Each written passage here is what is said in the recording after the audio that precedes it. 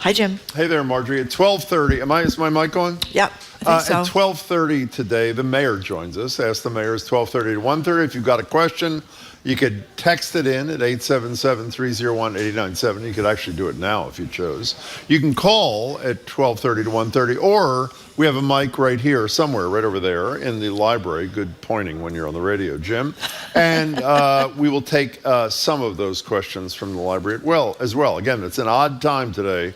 Michelle Wu joins us 12:30. 5 years ago, in October 2017, the New York Times and the New Yorker published allegations against Hollywood producer Harvey Weinstein, setting off a movement against workplace harassment coined Me Too back in 2006 by Tarana Burke. This week, Weinstein faces his second trial for criminal sexual assault. He's already been sentenced to 23 years, I think it was in New York, tied to his 2020 rape conviction. At this trial in Los Angeles, Weinstein faces a sentence of up to 135 years, which I would argue is not enough. Or if he successfully appeals his New York conviction, and it is on appeal, it could be the one thing that keeps him in jail. But today we want to take it beyond the high-profile cases. In your day-to-day life, how have things changed? Have they at all? 5 years in, are you with the solid majority of Americans? I think it's close to 70%, according to the Pew Research Center, who believe there's less tolerance for workplace harassment now, or do you not feel that way? Give us a buzz or a text, 877-301-8970, or you can tweet us at BOS Public Radio. So? What do I think? Well, I was talking to you. Why don't we start with you, because you always ask me first. What do you think? I think we've made a lot of progress. I mean, there are blips along the way. People like Bill Cosby, who is a serial rapist and sexual abuser, who got out on a technicality. There are people like Weinstein, let's hope his appeal is not successful in New York, who is getting exactly what he deserves. I think from the calls and discussions we've had, it has trickled down into the workplace. I don't know if it's because corporations are more responsible and care more about the people who work there, or they care more about being sued into submission, whatever. So I think it's good. The one thing I have to say that I still don't think has been reckoned with, and remember when Matt Damon took a huge amount of crap? Yep. When early on, and it was not the right time, and he was not the right messenger. Just months into Me Too, the second iteration, not the Tarana Burke iteration, he said, there are degrees, I'm paraphrasing, of sexual abuse in the era of Me Too. Not everybody should be punished the same. Well, almost everybody has gotten the death penalty, for lack of a better expression. And there is a point at which, I'll take an example. And again, this is not to excuse anything. We were talking about former Senator Al Franken. Al Franken, yep. Obviously, what Al Franken did, while it is not to be excused, is not even in the same stratosphere of what Weinstein did. Weinstein obviously is hopefully going to spend the rest of his life in jail. Franken has been shunned to a great degree. Louis C.K., well, what he did is disgusting. And he admitted it. Exactly. One, he didn't touch a woman. Again, it is really disgusting what he did. But he admitted it, and in his own way attempted to apologize for it. What does he get? So that is an unresolved issue. Yeah, it should be a life sentence. Yeah, essentially that's what it is. So now that I have answered your question, how about answering mine? What kind of progress has been made? I think it's fairly obvious. Before Anita Hill in 1992, if your boss was chasing around the desk in the office, it was just, okay, run faster than the boss. There was no one to complain to. Human resources was not, if there even were human resources, they were not interested. And that was, women were just really starting to come into the workplace big time in the 70s and 80s, right? So it was kind of like one of the hazards of being a young woman at work. Post Anita Hill it got better, but certainly not anywhere near where it happened with Harvey Weinstein, which I think the Me Too movement just really changed everything. Tarana Burke, she started it back in 2006, but I think it was really the publicity from Weinstein that got it really going. And I think it's really interesting, though, how it breaks down. Pew Research did this great look at how it all broke down. Women, no surprise, are much more likely than men to say they support the movement. Young women are the strongest supporters of Me Too because they're the ones that are most likely to be abused in Me Too. And it also breaks down like so many other things about politics. Democrats are 3 times more likely than Republicans to support Me Too, which is pretty significant. Around 70% of Democrats report support, compared with about 20-some% of Republicans. What does that mean, that 80% of Republicans are okay with sexual harassment and assault of women? I mean, I don't. Apparently they are, Jim. They think that people make it up. We hear this all the time, that women are making it up and they're trying to get attention, they're trying to get money. And there might be a few women who have really gotten rich on their allegations of sexual assault, but I can't think of many. Can you? No, I cannot. 877-301-8970. So, again, someone wants to explain why only 20% of Republicans support the Me Too movement. Again, maybe Marjorie's right. I think it's gone too far. I have no idea what that even means, frankly.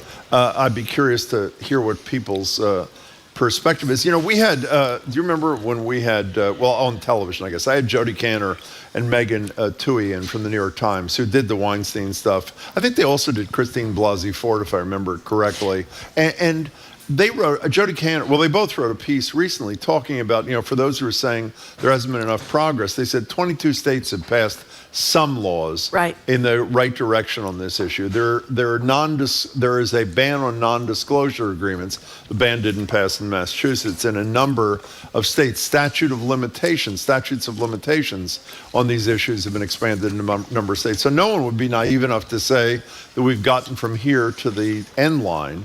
But I think overall, while there were some outliers, there's been progress, serious progress. Well, I also think all these cases have come forward. It's easier to come forward now. And I think, you had these soccer coaches, you had that gross doctor of the gymnasts in the Olympics. And Southern Baptist Convention. Southern Baptist Convention, that's right, dealing with this terrible scourge of all these pastors running around grabbing people.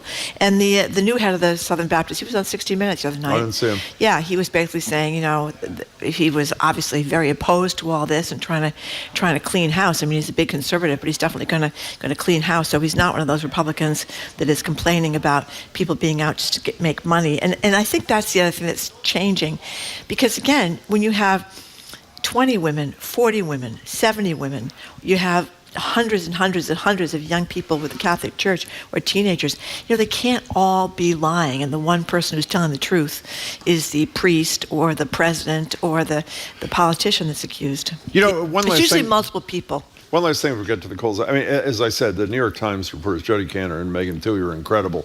We had Farrow in studio with us.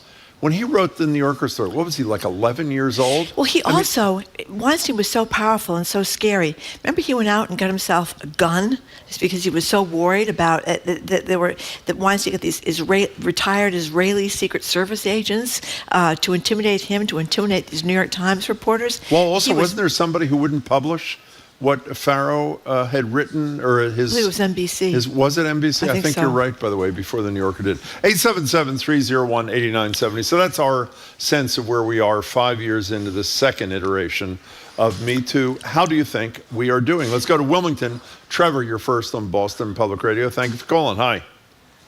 Hi, Jim, and Marjorie. Hi. Hi. Yeah, so I think there's been a lot of progress made in general, but I had a coworker assaulted at a nursing home in Duville and sexually assaulted in the elevator. And when we reported it to them, they were very kind of glib, or at the very least dismissive about it, and half the staff acted like it was our problem, and they were more concerned with us getting the job done on time than my coworker that we sent home, because she wasn't raped, but she was assaulted. And she was groped and had her mask ripped off by some dude that was working there. And that's messed up. And I think we need to address the issue of subcontracted people who aren't necessarily strict employees, but, called into work because they have rights too. Well, wait, but let me just be clear. Your point being that employers are less worried about their legal liability when someone is not a formal employee of theirs, but rather a subcontractor. Is that what you're saying? Independent employee?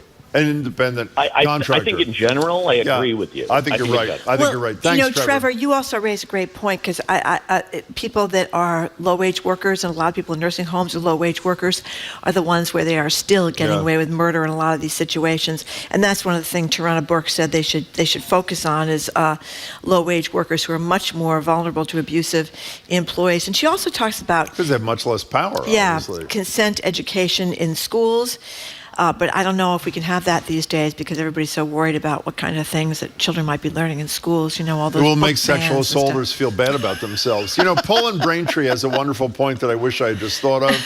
I will believe sexual harassment has changed when I see Donald Trump in an orange jumpsuit. I mean, he is obviously the most celebrated serial sexual harasser and rapist. And not only has he not been held to account, the most recent poll I saw, if the election were today, he'd beat Joe Biden by 2 points and be reelected president of the United States. So, I mean, that is a really important point we both missed in terms of the progress of Me Too.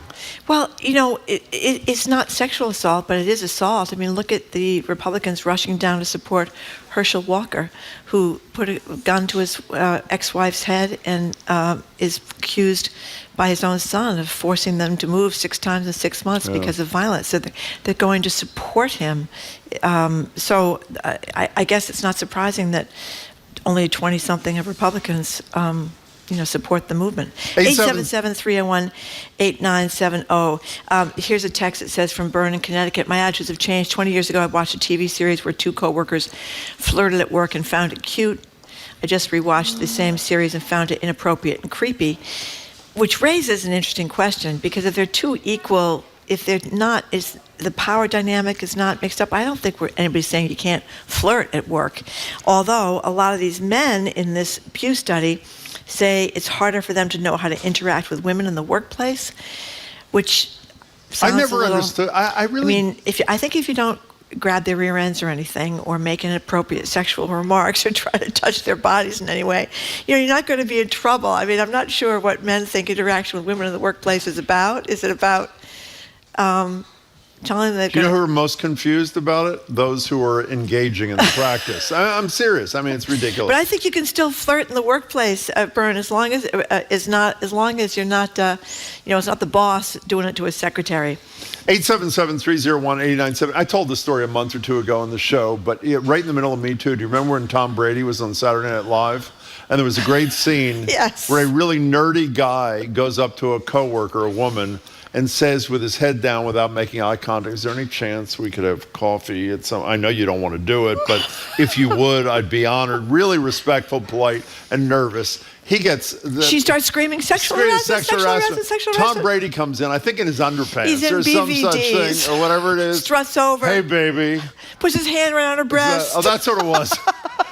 And she's going, oh, Tom. But there was a lot of truth in that. Well, the point of it was that sexual harassment is in the eye of the beholder, and if someone like Tom Brady, and the other comparison was the late JFK Jr., who 2 very attractive men, that maybe you're not going to consider that sexual harassment. What did JFK Jr. do? Nothing, but people were saying if JFK Jr. came up and put his hand on your breast, would you be screaming sexual harassment, or would you put your hand somewhere on JFK Jr.'s body? Jim, that was the question. I would not. Rachel in Plymouth, you're next on Boston Public Radio. Thank you for calling. Hi. Hi, guys. Hi, guys. I love you. I've called before. I love you, but I think you are way off the mark today. Why's that? I hate to say. I work on an inclusive design team, so we're hard at work at trying to transform the way people work and the way companies are set up. But companies are basically set up to protect people in power and not people who are not in power. And usually it's women who are not the people in power.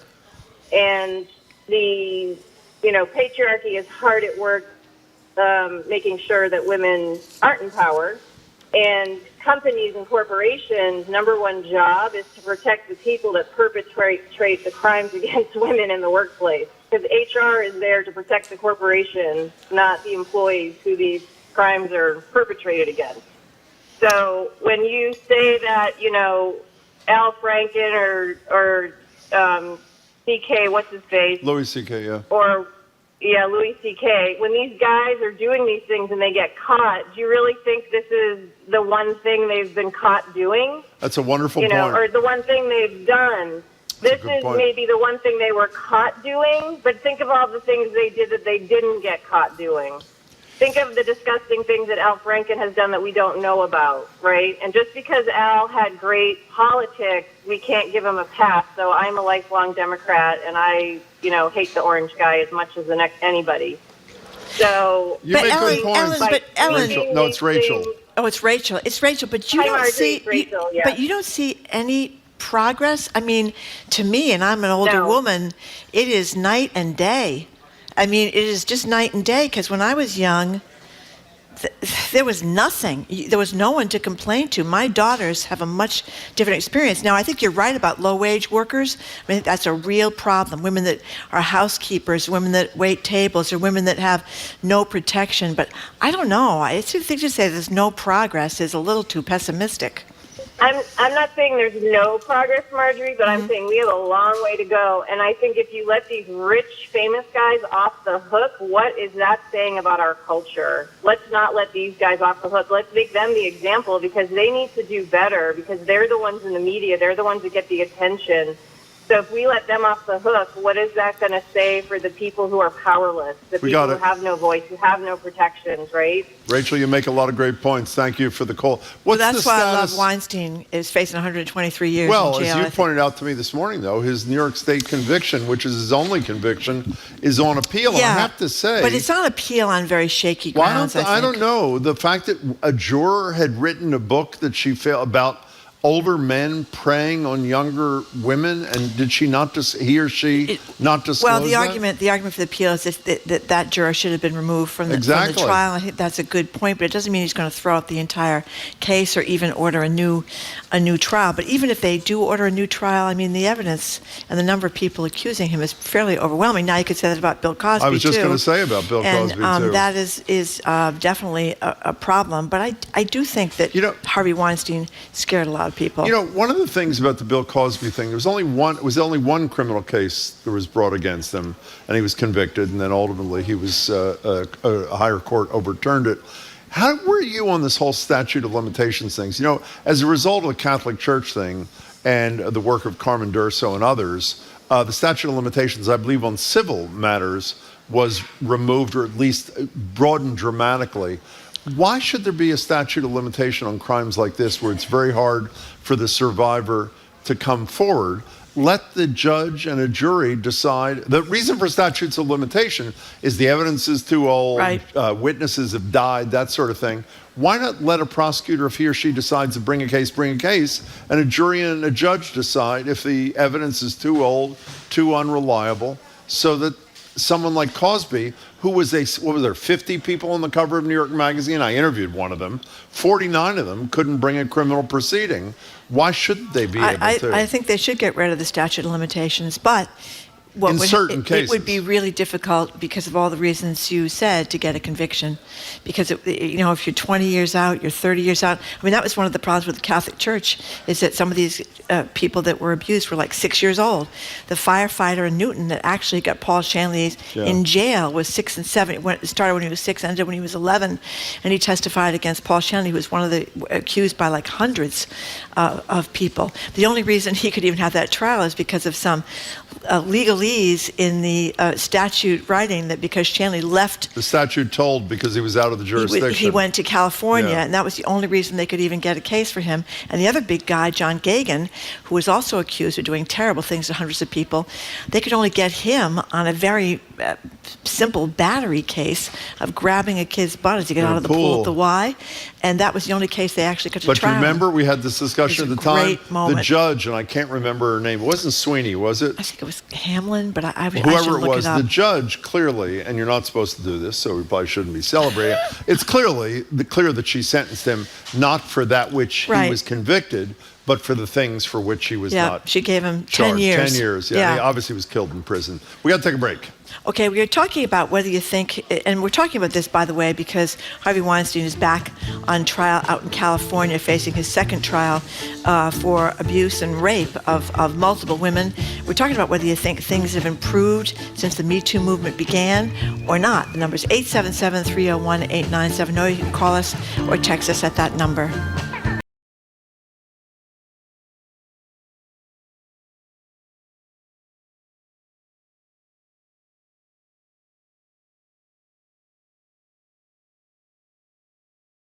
Stress. I work 16 to 17 hours every day.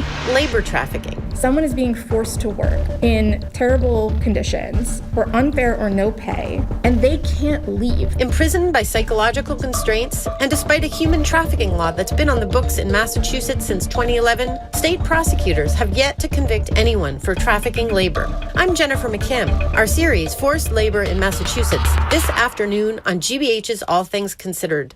Our programs are made possible thanks to you and the Office of the Massachusetts State Treasurer. The Unclaimed Property Division is holding unclaimed funds for the citizens and businesses of the Commonwealth. You can see if you have unclaimed money at findmassmoney.com. And the Boston Philharmonic Orchestra with conductor Benjamin Zander and piano soloist Jonathan Biss, performing Beethoven and Rachmaninoff at Symphony Hall October 19th at 8. Tickets at bostonphil.org.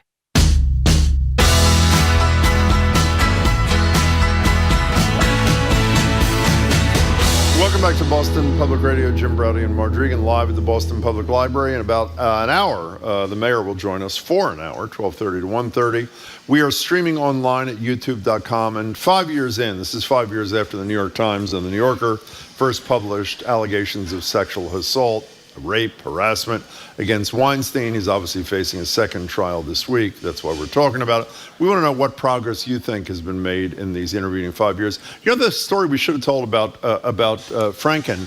Franken was booked to be on the show 3 months ago, and I believe we were told by the person who was booking him for our show that he wouldn't discuss any of the charges against him that led him to resign from the Senate, and we immediately said we don't want him. So it doesn't sound to me like that's as minor, comparatively speaking, as the one offense we know about, getting back to the woman a call. We have no idea if there are others, but it's the one we know about. The fact that he's unwilling to talk about it is a bit troubling to me, troubling enough that we decided not to have him, because we would have liked to have talked to him. 877-301-8970 is the number. Lynn from Bedford writes, Dobbs, that's the abortion decision, backlash against Me Too, all comes down to one basic question. Are women equally human beings, or are we the second sex put here as companions to men to bear their children and gratify them? Way too many Americans still believe we are the second sex. You know, Lauren on the road also answered my question about why only 21% of Republicans support the Me Too movements, in light of the fact that a vast majority of them, self-described Republicans, self-identified Republicans, support Trump. If they admit it exists or that Me Too is real, they have to admit that their president is guilty of massive violation, which is a good point. I mean, it's sort of an indictment of Trump. You know, it is unbelievable that Trump, I mean, we talk about all the things he has gotten away with. What is the number, 24? I think it's 24. Overwhelmingly right. credible accounts of sexual assault, in some cases rape, I guess in the Carroll case, a rape, and scot-free, like virtually everything else he's escaped scot-free with in his life. Ellen and Carr, welcome to the show. Thank you for calling. Hi. Hi, good morning. And to you. Good, second time calling. Thank you. Love your show. Thank you. I do agree that we've moved so far. I came of age in the 70s as a professional woman and faced numerous attempts from men in the workforce, not only comments but physical, which probably wouldn't happen today. But I think what we're seeing is yes, high-profile cases like Harvey Weinstein or Epstein or any of those are believable. People believe it. I mean, in the Weinstein case in California, even the Governor Newsom's wife might testify. Newsom's wife, no, she's scheduled to testify as someone who was scheduled to testify. Yeah. But for an average woman, I think even for a young professional woman today, I think it has I don't know if you would be believed if it was you against a male colleague. I still think that overall people believe that the woman either asked for it or is exaggerating or is being quote unquote hysterical. I just don't think we've come anywhere near far enough. Ellen, we have no idea what level in the hierarchy the woman who accused Ime Udoka, the coach, the suspended coach of the Celtics. But by definition, since there are no women who have a position as high as his, that woman was believed by the leadership of the team, no? She was believed, but I think it's more high profile. I'm thinking about I see what someone you're who saying. works for I see. Yeah, a local bank That's or a good something point. like that. Yeah. Or, I think that a high profile case, I think she's believed because the Celtics are frightened. I got they're it. Going, No, you make a wonderful point. Well, one That's of a our good point. one of our Ellen, coworkers thank said, who was in high school not that long ago, that when she was in high school, she was stalked by a coworker at a retail job, and HR just said, "Oh well, he's just like that." I mean, there is a certain amount of forgiveness of bad behavior depending on where you work, and I think again is has been pointed out over and over again. The less power you have in your job, and if you're someone that's working, hourly wage, the less likely you're going to get any satisfaction. Well, there's also the point that one of the earlier callers made is there's a lot of contracting out of lower wage jobs, subcontracting. Is that less of a concern for an employer if you're not technically an employee? I don't know enough, but I would buy it. Let's go to Nashua, New Hampshire, where Patrick is on the phone. Patrick, welcome. Hey, Jim and Marjorie. I just wanted to say I met my girlfriend at my job, and she and I were, similar age, similar power level, and have had a 4-year-old. Oops. It's moved a lot forward, but there's a lot of people that have gone almost more into hiding with what they're doing. Why would you go into hiding? Hey, Patrick, why would you go into hiding with someone who is at the same level as you are? You're not her super. I'm not saying me. I'm sorry. I'm saying in general, like other people who are engaging in some of these acts of assault in the workplace, have gotten to a point where they're really sneaky and try to hide it because they know there's such strong repercussions for their actions.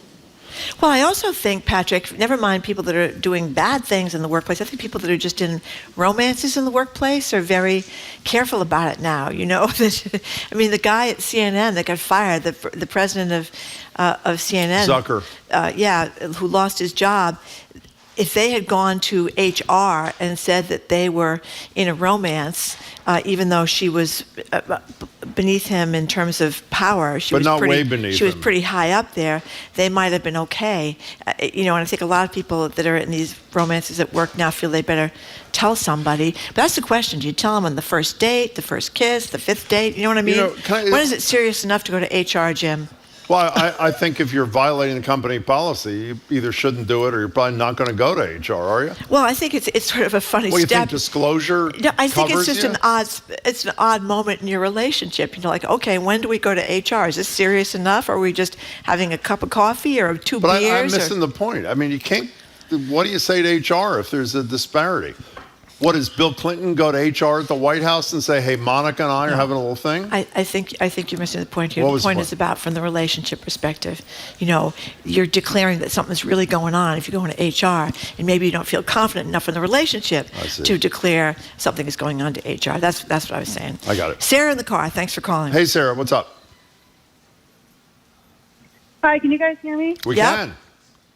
So I know that some people might boo what I'm about to say, but I work at Amazon in Bellingham, and I used to not have faith in HR either, but our HR is actually great, and I'm going to compliment Amazon for the fact that if it's something that's sexual or racial or any other serious matter, it's actually investigated by a third-party lawyer. Wow. And I also wanted to say, just another little side note, that last September I was having some mental health issues, and my local HR, site HR, actually made it so I got 2 weeks with complete paid leave, completely paid. So I do think that there's some progress, and even though Amazon gets a bad reputation about a lot of things, I will tell you that I'm just so taken aback by my own site and how they handle these situations. We're glad to hear it. Wow. No booing here, Sarah. No, I as far feel as less know. guilty, Thank Sarah, you. about my Amazon package. It should be I arriving wouldn't if I later were you. today. Thank you very much. What do you mean Sarah. singular package, Sarah? Well, I think it's Thanks just for the one call. package. There could be another one tomorrow. You know, it's Or terrible. tonight, I or- should not be ordering from Amazon. It's disgraceful. I'm a Why don't we have disgrace. that discussion for the 4,000th Yeah, time? I know. Well, you know, I'm working toward perfection, Jim. I'm, You know what I I'm did the other quite day? a ways away at the I moment. needed a drill bit to Yeah. unscrew screws in the bottom of a table. Uh-huh. I'm proud of myself. This is the day, what day is today? Today, Tuesday? On Sunday. I went to Amazon. I'm about to hit submit. It was going to be delivered on Monday. You know what I did? This is a rare down moment. to I have the hardware store I went to the instead. local hardware store. I tell you. And by the way, I didn't finish the story. They didn't have it, so I ordered it from Amazon. I'm embarrassed to say it, but I tried. You tried. I did try. Okay. That was me with the sponges at CVS. I finally gave up. I'm going to CVS. Horrible. We CVS are looking for such sponges. frauds. Where are the sponges? I finally said, the hell with it. I called Amazon. I got my sponges in 2 days. It was very exciting. We're disgraceful Americans, Jim. We are disgraceful. Coming up, the NFL has adjusted their concussion protocol in the wake of 2 brain injuries sustained in short succession by one Miami Dolphins player. Trenni Casey of NBC Sports joins us to discuss this and the quarterback situation with the New England Patriots. You're listening to Boston Public Radio 89.7 GBH. We are broadcasting live from the Boston Public Library, and we are streaming on youtube.com/GBH News.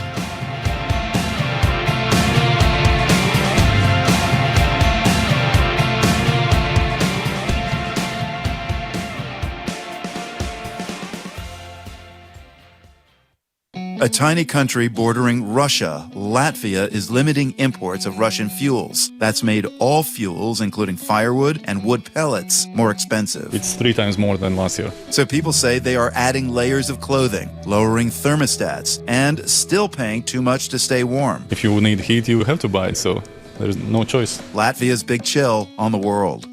This afternoon at 3, here on GBH News 89.7.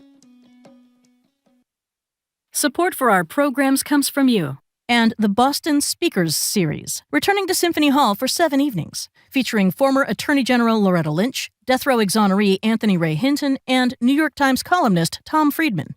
bostonspeakers.org.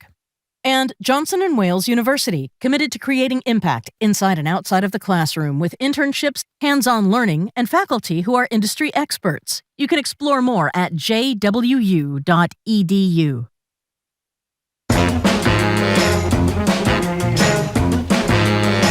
Welcome back to Boston Public Radio. Marge Regan, Jim Browdy. We're live at the Boston Public Library, streaming online at youtube.com/GBH News. The mayor will be here in about 45, 50 minutes for an hour of Ask the Mayor. But first, we're joined by Trenni Casey, anchor and reporter for NBC Sports Boston, and a BPR contributor. Hello, Trenni. Morning, guys. Hi. So, Trenni Kusnerick, as you said before we went on the air, there's a bunch of puns. Bailey Zappe, be zappy, be happy, be happy, Zappe be zappy, hour, zappy Zappe hour. 23-year-old It's quarterback. already getting old. You know, the guy's been playing for a week. Tired of him already. So it's not his fault, Jim. It's not That's a his good fault. point. But there's a certain amount of excitement surrounding his first couple of games. Yeah, which actually, unfortunately, I think says more about what people have been thinking about Mac Jones than what they think of Bailey Zappe, right? I think people have been a little underwhelmed with Mac Jones's performance thus far this year.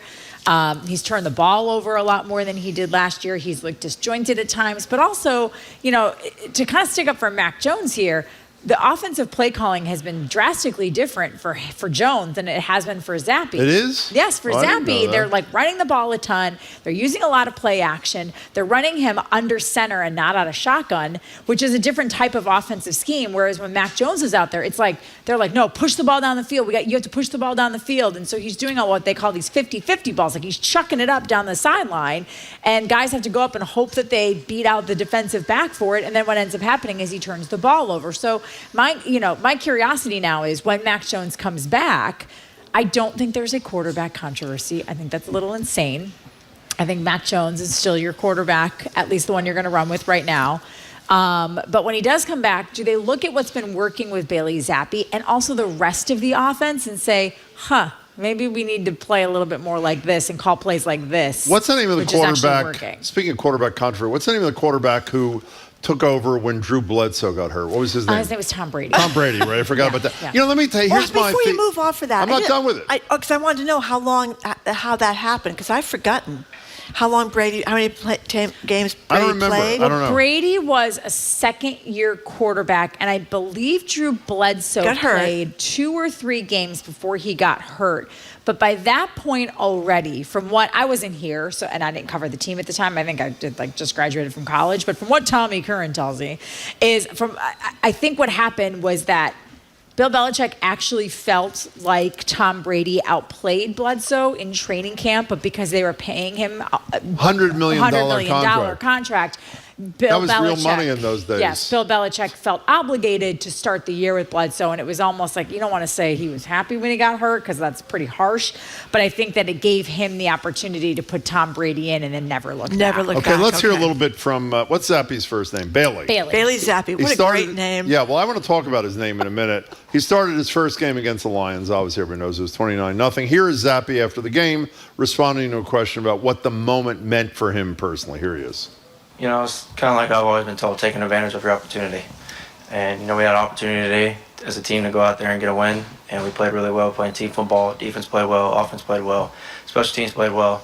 And to be able to play like that as a team was amazing to get the win. By the way, when he said that, he was sitting on Belichick's lap, and Belichick's hand was up his back. Here's my thesis, and I actually mean this. If his name was Bailey Smith, rather than maybe the greatest football name ever, Bailey Zappe, No one wouldn't would be care. doing that. No one would give a damn about this. Is that? I mean, I don't know that that's entirely true. Close. I think people are very, they're enticed by when he was at Western Kentucky, which, by the way, is not Virginia. No. West Kentucky? He played at Western Kentucky. Oh, I didn't know that. He didn't play at he played at a conference. Western Kentucky's a little tiny place, Yeah, right? he played in at a Conference USA school. It's not like an SEC, Big Ten, Pac-10, anything like that. He played at a pretty small school, and he put up a lot of yards. He threw for a lot of touchdowns, and I think people look at that and they're enamored with look how far he can throw the ball. Look at his arm strength. He's only 6 feet tall, so it's not the same as when Tom Brady came in. He was 6'5". Yes, he was lower on the depth chart, but he still went to Michigan. He also was drafted by the Montreal Expos, I think, to be a pitcher or a catcher. He was a good this was a kid who was a really good athlete and had all the physical skills and tools. Listen, could Bailey Zappe be Drew Brees from formerly of the New Orleans Saints, who was a smaller in stature 6 quarterback? feet, that's right. Every once in a while that happens, but more often than not. Some people think even because that you need to see over. But you need to see over everybody. Yeah, there were even a couple of plays, a couple of throws he made on Sunday where I was like, oh man, if they were playing a better defense, I feel like that didn't arch very high. That would have gone right into a better defender. Well, one of the linemen is 6'7", 400 pounds. By the way, a lot to see over there. These refrigerators are coming at you from all sides. I know you're going to be disappointed. Marjorie did file a Freedom of Information request to get the contract between Brady and his lawyer in the divorce proceeding. We don't know. But we haven't have gotten the documents yet, so unfortunately, I hope they're going to make up. I hope week. they're going to make up. Sorry, I was distracted by the Okay. Adnan Syed thing. Can we over talk about Marjorie's shoulders. a concussion? By the way, for those who don't know, Mac Jones is not out because of a concussion. He's out No. because of an ankle thing. He has a high ankle But we know sprain. the story with Tua. I can't pronounce his last name. Tagovailoa. Thank you. You got it. Who obviously went through that horrible Sunday, Thursday thing. That's why he's out. Yeah. And the guy who replaces him, Teddy Bridgewater, made it through one play under the new concussion protocol. Yes, Now, he got knocked out. and did he really get knocked out, or is the league for at least one Sunday going to be overly something? I think it's probably more than one Sunday. I think for at least the near future, they're going to be more careful. But they have changed the concussion protocols What is the new one? slightly. What is the new one? And I cannot believe that this wasn't part of the original concussion protocol. So now they've added, I don't remember there's a medical term for it. It starts Gross with an A. motor instability. No, it begins with an A. Or something like that. It's like aphasia. It's like something that starts with an A. But basically what it is if you come off the field, they can't just do the follow my finger test test and, repeat after me, like, your baseline cognitive test that you do. If they see any impairment in your motor skills, if you're a little wobbly, if you don't look right, which to me, how in the world was that not originally part of the concussion protocol? Like, if you're unsteady on your feet, you should not be going back out into a football game to get smacked again. It's ataxia. Ataxia. I never even heard the word before, actually. No, that's why I couldn't remember it. Okay. But to me, listen, hopefully it's not too little too late. I think anything that bolsters this procedure and the rules around it is important. I think anything that puts these guys on notice to say you can't just let someone walk out on the field. The rule I would really like to see changed is that it does not come down to the team physician. I would like to see an independent neurologist be the person who makes the final decision on whether or not a player can go back out. Because to me, there is a conflict of interest when you say, if you're a neurologist and you go, I don't know, he doesn't seem like he's all there. And then the team doctor goes, oh no, that's what he's always like. He's always a little loopy and a little crazy. You just don't know him that well, because it's in his best interest. It's in the team's best interest to succeed with that better player on the field. Who pays the independent neurologist? Well, also, I think the NFL, I'm not sure if the team does. They that's fired the problem, him, right? isn't it? They fired him. They did. The union did, But they said that it was a back injury, which seemed kind of crazy to say it was a back injury. Well, I suppose you could get, there's a lot of nerves back there. Like, think about it. Yeah. If you pinch a nerve in your shoulder, you might have neck pain or head pain, right? Like, you might feel a little off. I don't know. I'm not a doctor, nor did I stay at a Holiday Inn last night, so I don't really, I don't know the mechanics of it, but it does seem plausible to me that he could say, oh, I have a back injury. It's like a pinched nerve. I'm not feeling right. That's why that's why I feel a little off. But players, I think, are always going to try to get back out on the field. Yeah. Well, can we talk about that for a minute? I did stay at a Holiday Inn last night, so I can talk about it. I don't, intellectually, forget this. So the guy had a concussion in all likelihood. Chris Nowinski, who I'm sure you know from Concussion Legacy Foundation, he said to me on TV last week, the second I saw that play on Sunday, forget the back injury, everybody watching knew he had a concussion. He obviously had one on Thursday. So he's a young athlete, probably had the best few games he's had in his whole career in the pros. Yeah, you don't want to leave. Really rise. So wait a second. You know a lot of these players through your years of reporting. I know virtually none of them. What do they go? If he gets a third concussion, he comes back in a week or 2 weeks and gets a third concussion in the space of 6 weeks, 7 weeks? The odds of this guy at 40. I think that they play the odds, though, right? Like, I think they look at these short-term games. So Tua right now is in a position where, if you follow it, and I think we talked about this on the show, I think it was not a couple of off seasons ago, the Miami Dolphins have faced some sanctions for tampering with Sean Payton, but also Tom Brady. They wanted Tom Brady as their quarterback. It seemed like they didn't love Tua. Tua's like when Deshaun Watson was sort of on the table, they were interested in Deshaun Watson. Of course, he ended up going to the Cleveland Browns, and there were legal issues there. So Tua's sort of always been on shaky ground as to whether or not he was good enough to lead the Miami Dolphins to anything significant. So when you go out and you win, I think they won their first 3 games, or were 4. They beat Buffalo within their first 3 games, and you go out, and I think in his second game, against Buffalo, it was against the Ravens, Tua threw for 6 touchdowns in his second game.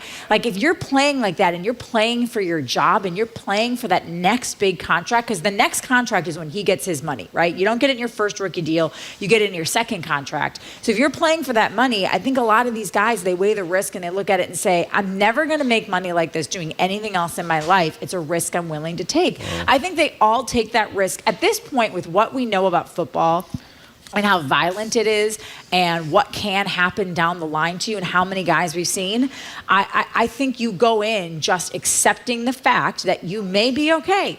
You may end up being like a Terry Bradshaw who's still on television at how many ever years old he is, 65, 70 years old, doing TV, totally with it, totally normal. 4-time Super Bowl champion with the Pittsburgh Steelers. Or you are Jim McMahon from the Chicago Bears, who has to wear sunglasses all the time because you're so sensitive to light that you can't handle it, and your dementia's kicked in. Or your Junior Seau, who's dead. How old is Jim McMahon? Jim McMahon. His 50s? He's probably in his 50s because I think he played for he was on the 80. So he's got dementia already? He was the 84 Bears, I don't right? know what year. They won the Super Bowl. Super Bowl, I think it was the 84 Bears. Remember the Super Bowl shuffle? Bears. You know, they did like the funny 86. Thank you. Thank you, John. With the fridge, you mentioned the fridge. Yeah, the before. refrigerator pair. Yeah, that's right. Yes. And they always used to make on Saturday Night Live. You probably don't remember this, but they always used to do the Bears. Oh, yeah, no, I remember that. The Bears. The Bears. And then he would shake his butt. Bears. So when you hear Chris Nowinski and the Concussion Legacy Foundation, I'm going to forget the year, but he showed me a photograph on TV the other night of his beautiful little daughter and son. His son looks like he's maybe 2. I said, and by the way, Chris Nowinski, I don't know if most people know, he's an all-Ivy player, defensive player at Harvard, then became a pro wrestler. The 2 concussions he got as a wrestler are what caused him to quit and then ultimately hook up with Dr. Cantu and Ann McKee and all these incredible people at BU and the Concussion Legacy Foundation. I asked him if he'd let his son play tackle football. And whatever the CLF guidelines are or recommendations, I think you have to be 14 or something or whatever year it is. Are you not surprised that maybe I'm missing it, that there's not a greater movement among parents to say, you can do any sport you want, but except this one? I think that we have a cultural, in this country, a cultural obsession with football. You're right. To the point where, kids want to play. There are obviously benefits to playing football, the whole team aspect. I mean, I think you can get that same benefit from running cross country. Personally, I was on the dance team in high school. You were? I was captain of my dance team. I didn't play football, but I still had a team mentality. I have a lot of friends that it shaped who I was just being part of a team. Sure. I think that concept is overblown, that you learn how to be a man if you play football and you learn how to be part of a team. You can do that in a lot of other sports, but because we worship these guys, and I don't know if we're going to get to it, but I sent you a story about Herschel Walker and Brett Favre, how we worship these guys both on and off the field to the point where everybody thinks well, if I'm good enough, I think that's the other problem. We are a culture that is obsessed with fame and money. And football offers probably for the greatest majority of people the opportunity, because there's a 53-man roster. There's only 12 guys in basketball, 25 in baseball. Yeah, but almost nobody makes it to the pros. But in their heads, Jim, they think if I can just get in, and there's 53 and there's 32 teams, and if I can play college, at least I can get into college. I think people, I have a friend who lets her boys play football, and they have played football for a long time, and I think she is nuts. I'm with you. I think she's nuts to let them play at the young age that she let them play tackle football. But you know what? What am I going to say? They're not my kids. I don't want to talk about Herschel Walker because I'm sick of it. Let's talk about something Deion upbeat. Williams. Well, okay, Emily, so you pick it. Let's do an upbeat story. Go ahead. Emily and the runner, and we got Deion Williams. Let's the try to NASCAR squeeze them guy. both in. They're both upbeat stories. Emily Sisson set the U.S. record in the marathon. Yes. Oh, That's sorry. it? I thought you were gonna lead a sound or something. Yes. So the Chicago Marathon was on Sunday. Emily Sisson had only run one other marathon in her entire career. And she broke the record that was set in January by Cara D'Amato at the Houston Marathon. That record had stood since 2006 when Dina, and now it's been broken again within, 10 months later from January to now.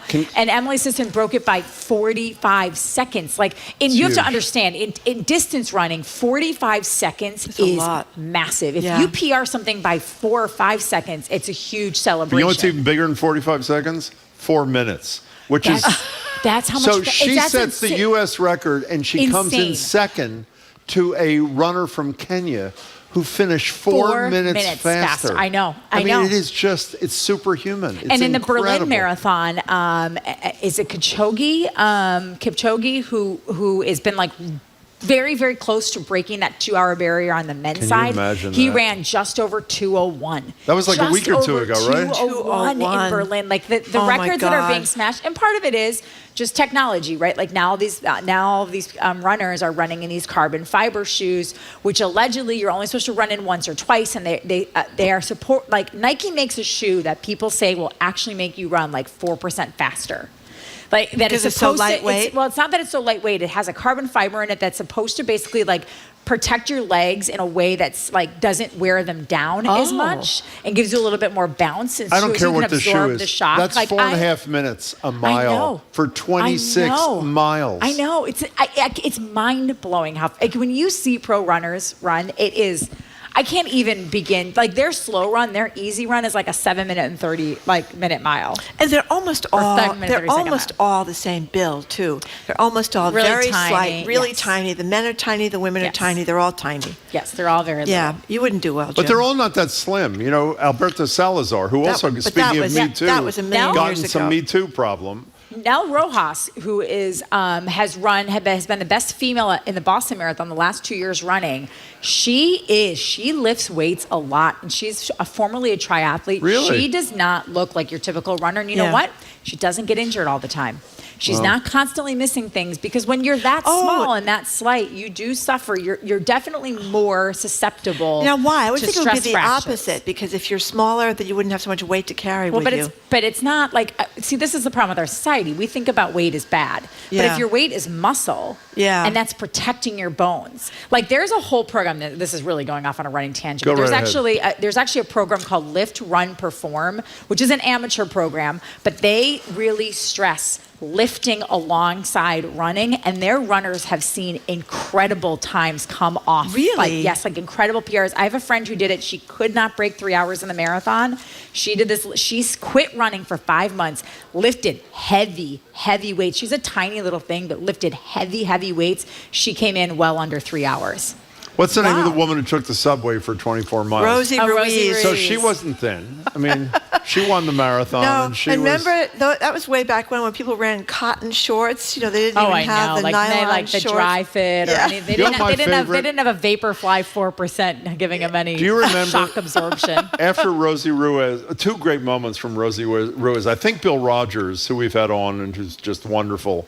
Bill Rogers, I think, won the men's race that year. Remember the photograph in the newspaper of him looking over at her? Like, really? And that was great. And you remember what was on the T-shirt after it was clear she didn't run it? What was the symbol on the T-shirt, the Rosie Ruiz T-shirt? No. MBTA. A subway token. I was going to say, a subway token. It was pretty cool, yeah. actually. MBTA. Yeah. Okay. We're out of time. Thank you so much. We didn't get to the guy, but that's okay. We'll do talk it next about time. him next week. Okay, we've been speaking with NBC Sports Boston's Trenni Casey. She's an anchor and reporter there on TV, and she's also a Boston Public Radio contributor, and we're very grateful to talk to her. Coming up, Executive Director of the American Civil Liberties Union of Massachusetts. We're going to update us on a bunch of court cases the ACLU is involved with. Carol Rose is the Executive Director. She's going to join us right after the news. You're listening to Boston Public Radio, 89.7 GBH. We are broadcasting live from the Boston Public Library, and we are streaming online at youtube.com/GBH News.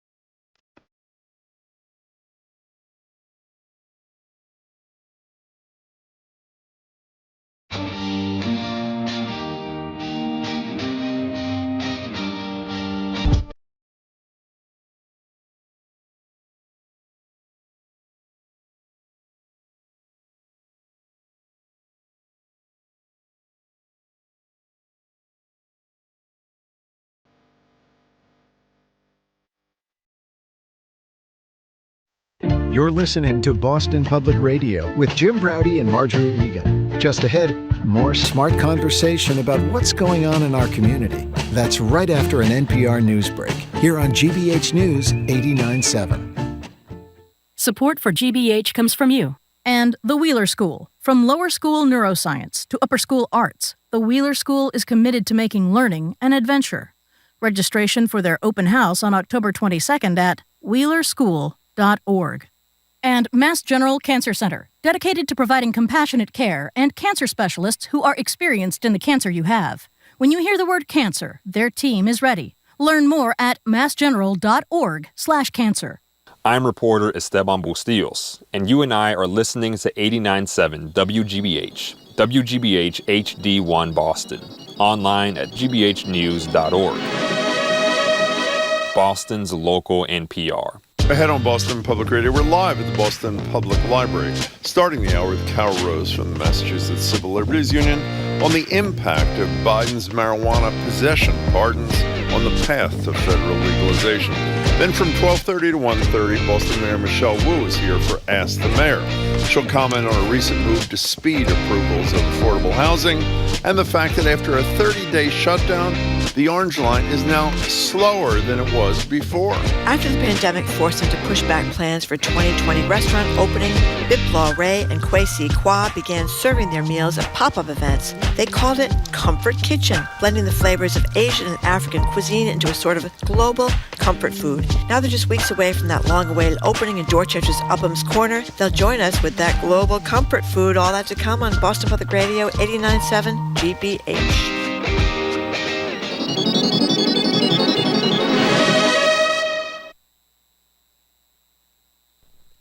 Live from NPR News in Washington, I'm Lakshmi Singh. The White House says it is re-evaluating the U.S. relationship with Saudi Arabia, which, along with Russia, as part of OPEC Plus nations, agreed to cut oil production.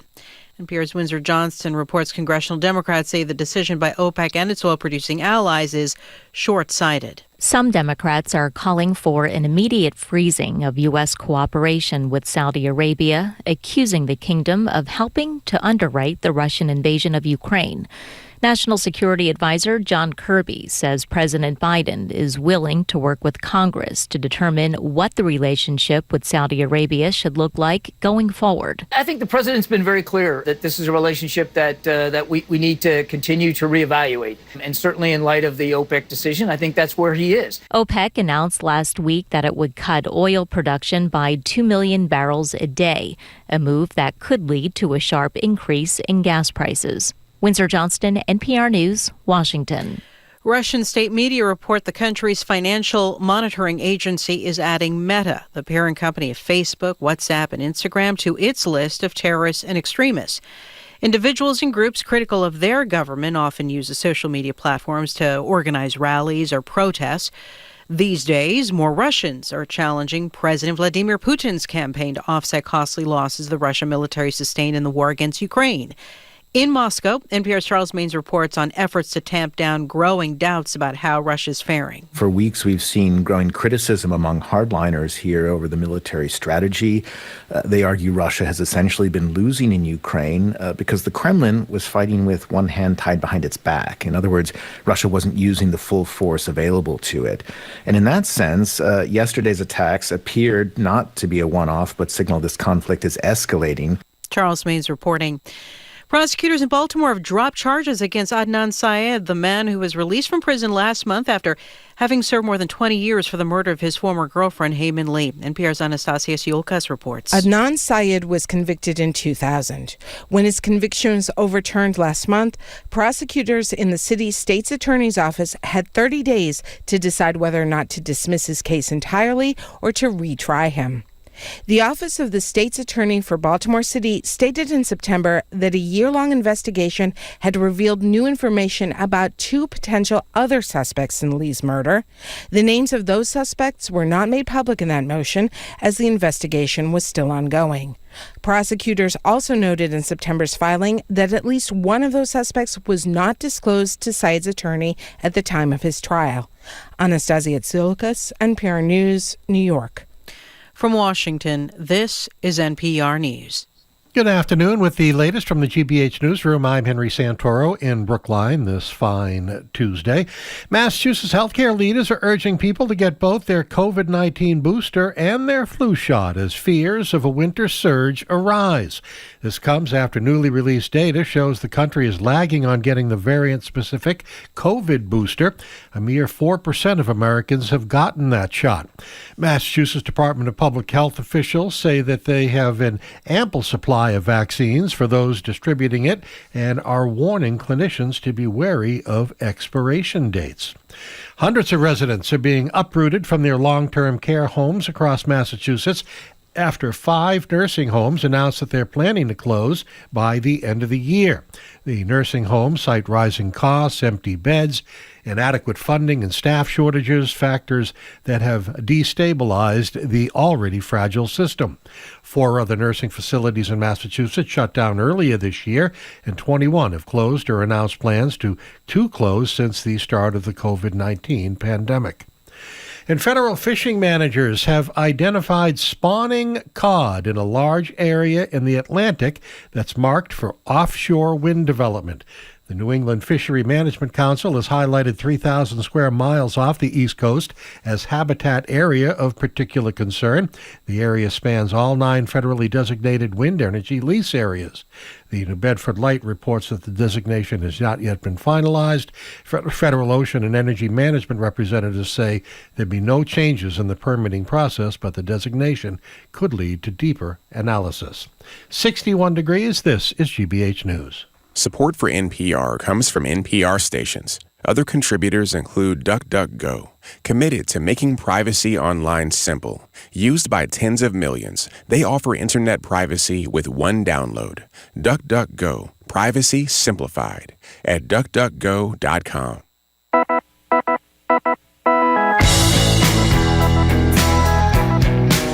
He's Jim Browdy. I am Marjorie Egan. You're listening to Boston Public Radio, 89.7 GBH. We are broadcasting from the Boston Public Library as we do every Tuesday and every Friday, and we are streaming online at youtube.com/GBH News. That is correct, Marjorie. And in 25 minutes, the mayor will join us for an hour of Ask the Mayor, 12:30 to 1:30. You can text her now if you'd like, 877-301-8970. You can call her at 12:30, or if you come down to the library, as some people have already done, you can submit questions, and we will get to as many of you as we can. But first, you going to say something? No, I wasn't going to say anything. Go ahead. Well, I think you were. No, I wasn't. Go ahead. Yes, you were. Now, whenever I was going to say hello to Carol, but it's your it wasn't. job to say hello to Carol. Oh, I thought that was it. Okay, so I'd like to say hello, Carol. How are you? Oh, no, that's not the way we do it. Joining us now is the Executive Director of the Civil Liberties Union of Massachusetts. You can now say hello, Carol. Go ahead. Hello, Carol. Hello, Carol. How are you? Hi, Marjorie. Hi, Jim. It's incredibly how smoothly we operate. It is amazing. It's amazing. Good to see you. I love live radio. I know. Isn't live radio wonderful? It is. It is live. And a lot of people have very edited radio, but we don't. We just go right out there, let it all hang out. I think it's pretty obvious, if you know what I mean. As opposed to dead radio. Okay, good. That's right.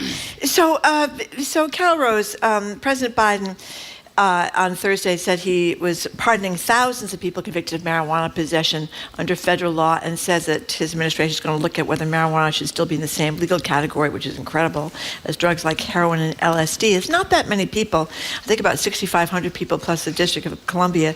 But what do you make of this? Well, it's about time. I mean, I think it's really good news. We've known for a really long time that marijuana possession shouldn't be a crime. And here in Massachusetts, we decriminalized it and ultimately legalized possession, because we know that it only leads to incarcerating people, and that the racial disparities and the rates of arrest and incarceration are really high. I mean, we know that black people and white people use marijuana at about the same rate, but that actually the rates of arrest for people of color are much higher than for white people. So it becomes a pretext for the police to hassle people and to arrest people. And so this is just a common sense reform that it's great to see at the federal level that it's happening, and we now need to do the same thing for the people who were wrongly convicted for marijuana possession here in Massachusetts. But as he said, he urged governors to act on this thing. Absolutely. The one of the 2 candidates for governor, Maura Healey, who, by the way, was against the legalization ballot question, is now saying that her opposition was, quote, unnecessary. She said she would do exactly what Biden did on the national level. But, this is another one of these things, like a lot of the issues we discussed with you and with the Supreme Court. A mere 70% of the people in America think that marijuana should be legalized. Right. Recreational marijuana should be legalized.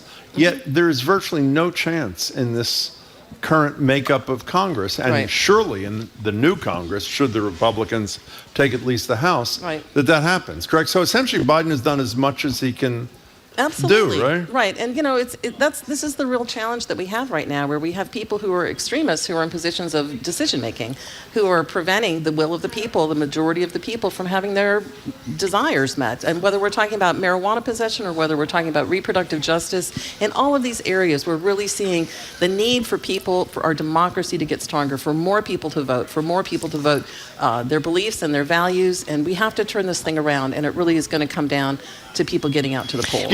Can I just say one thing about this? I know I said this the other day, but for those who are listening to Carol say that and think, Massachusetts is an outlier, we are not an outlier at all.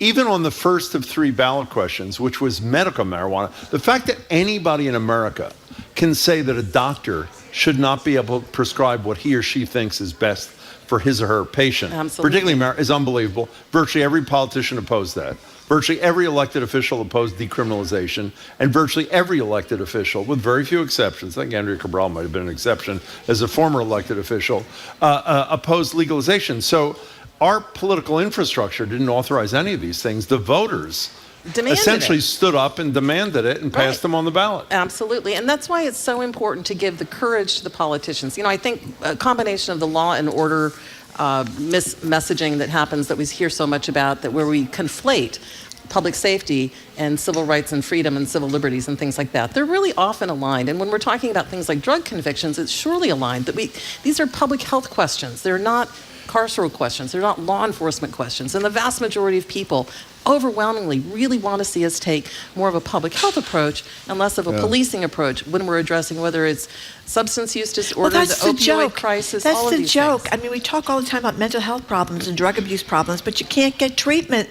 Exactly. So much of the time, even if you want to get treatment, it's really, really difficult to get treatment.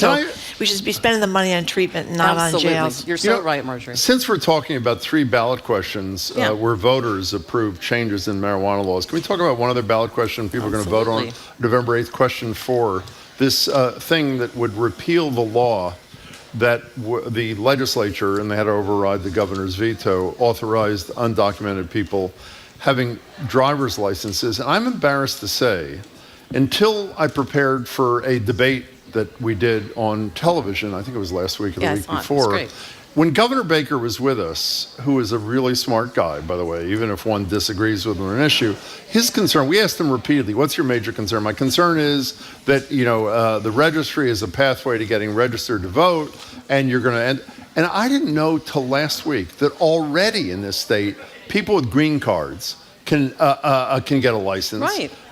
People who are 16 and 17 can get a license. And when we asked the Republican nominee for Attorney General the other day, how many people with green cards and how many people 16 and 17 illegally registered to vote, he didn't know of one. Right. So what is the argument against this? There really isn't an argument. It's just a xenophobic argument. So, I mean, a yes on 4, on the ballot initiative question 4, people should vote yes because it's going to make our roads safer. Basically, what it says is that it enables anyone who can get a driver's license, and you have to provide certain forms of ID to do that, can then get insurance. And we all know that we want everybody on the road to be insured because, God forbid that we are in an accident, whether it's our fault or somebody else's fault. You want insurance there to cover it. And that's why law enforcement is so supportive of yes on 4. We have the Mass Police Chiefs Association is supporting of it. The vast majority of police chiefs are in favor of this. And we have it in 17 other states. We have this kind of a law already passed. So this is just a common sense reform, which is why the legislature passed it so overwhelmingly. And it's just some extremists on the far right who paid to get some signatures gathered to put it on the ballot. It's on the ballot late, so you have to flip your ballot over to make sure you vote on the last question because it didn't show up in your ballot guide. And just vote yes on 4 for safer roads. By the way, the governor will be with us before the elections. He'll be here in late October. We don't have a date yet, but we should revisit this whole issue because I'm not even sure, I mean this respectfully, that he knows or thought about, for example, people with green cards and how that wasn't a problem. If that isn't a problem, why do we assume that this is going to be? And that's the deal. There's just a lot of fear mongering, which is always a danger, and we have to avoid it. We're talking to Carol Rose, ACLU Executive Director. That's right. Okay, I don't have it in front of me. Just want to make sure that's right. Okay, so you guys, the ACLU, American Civil Liberties Union, is involved with this whole effort to basically restrict voting rights, case before the Supreme Court Yes, involving Alabama, absolutely. which would really make it difficult for African Americans in Alabama to have their districts represented fairly under the Voting Rights Act. So what's going on? So this is an ACLU case called Merrill versus Milligan, and it's a voting rights case under Section 2 of the Voting Rights Act. And basically what it says is it upholds, we think the ACLU thinks that the lower courts got it right, and we should uphold restrictions on trying to have political gerrymandering. So in effect, while 27% of the Alabama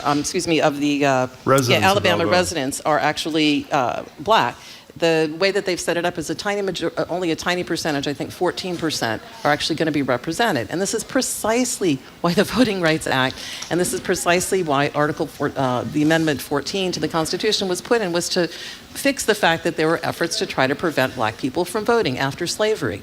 And so the ACLU has gone forward and submitted a brief. We're representing the state in this case to make sure that the voting rights are protected. And the other side, the fact that the court is giving it a review is really scary, because that suggests that they would like to overturn Section 2 of the Voting Rights Act. And so did the arguments. Yes. And, it was wonderful to see Justice Jackson in her first oral argument basically saying a really originalist argument on this wouldn't say that we're race neutral, that somehow the Constitution is colorblind. In fact, the 14th Amendment was adopted in order to provide some sort of a rebalancing after slavery and to make sure that people could vote.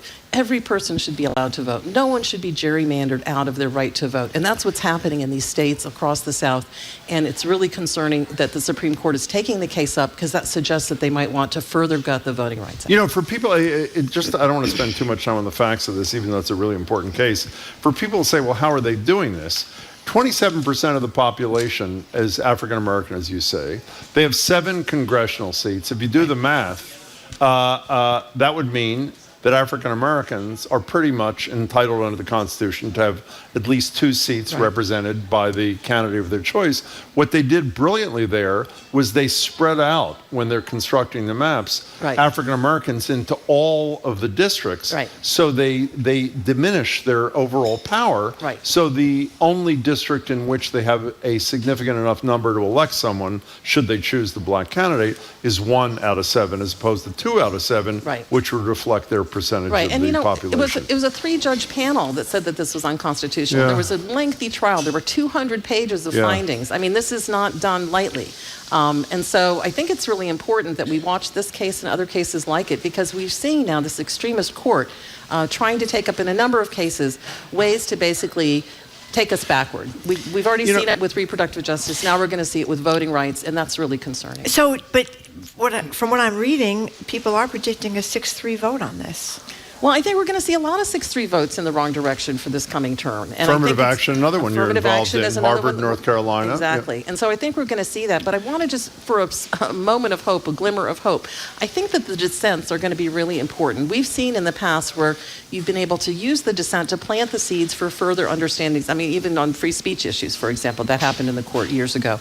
And so I think what the role of Sotomayor and Kagan and Ketanji Brown Jackson are going to be tremendously important, not just for what happens immediately, but for laying the foundations, the groundwork for future work to try to help save our Constitution. We've talked to you a lot about the great campaigns, what a difference the DA makes, all that sort of, what a difference the sheriff makes, etc. We need a national, what a difference the Supreme Court justice makes. Couldn't agree more. We were talking just yesterday, and I had forgotten about this until one of our colleagues here did a little research. Mitch McConnell in 2021 said that if the Republicans regained a majority in the Senate, and it's a toss-up right now, it's 50-50 now. If you look at the toss-up races, it could go Republican, it could go Democratic, it's unclear. He has said in advance that he would not allow the Senate to consider any nominee for a vacancy that Joe Biden proposed. The fact that people are not considering that when they're doing their vote suggests, and I haven't heard anybody talk about it, suggests to me that people have no clue what the deal is with the Supreme Court. They also don't know, as we discussed with Judge Gertner yesterday, I would assume, that you don't need to amend the Constitution to change the number of members of the court. In fact, it's been done, 7 times, 9 times in our nation's history. I think we all need a lot of educating about what the Supreme Court, the power they have, the history of the Supreme Court, because as we've said, this majority, with the exception of Clarence Thomas, maybe Alito, I'm not sure how old he is, are really young.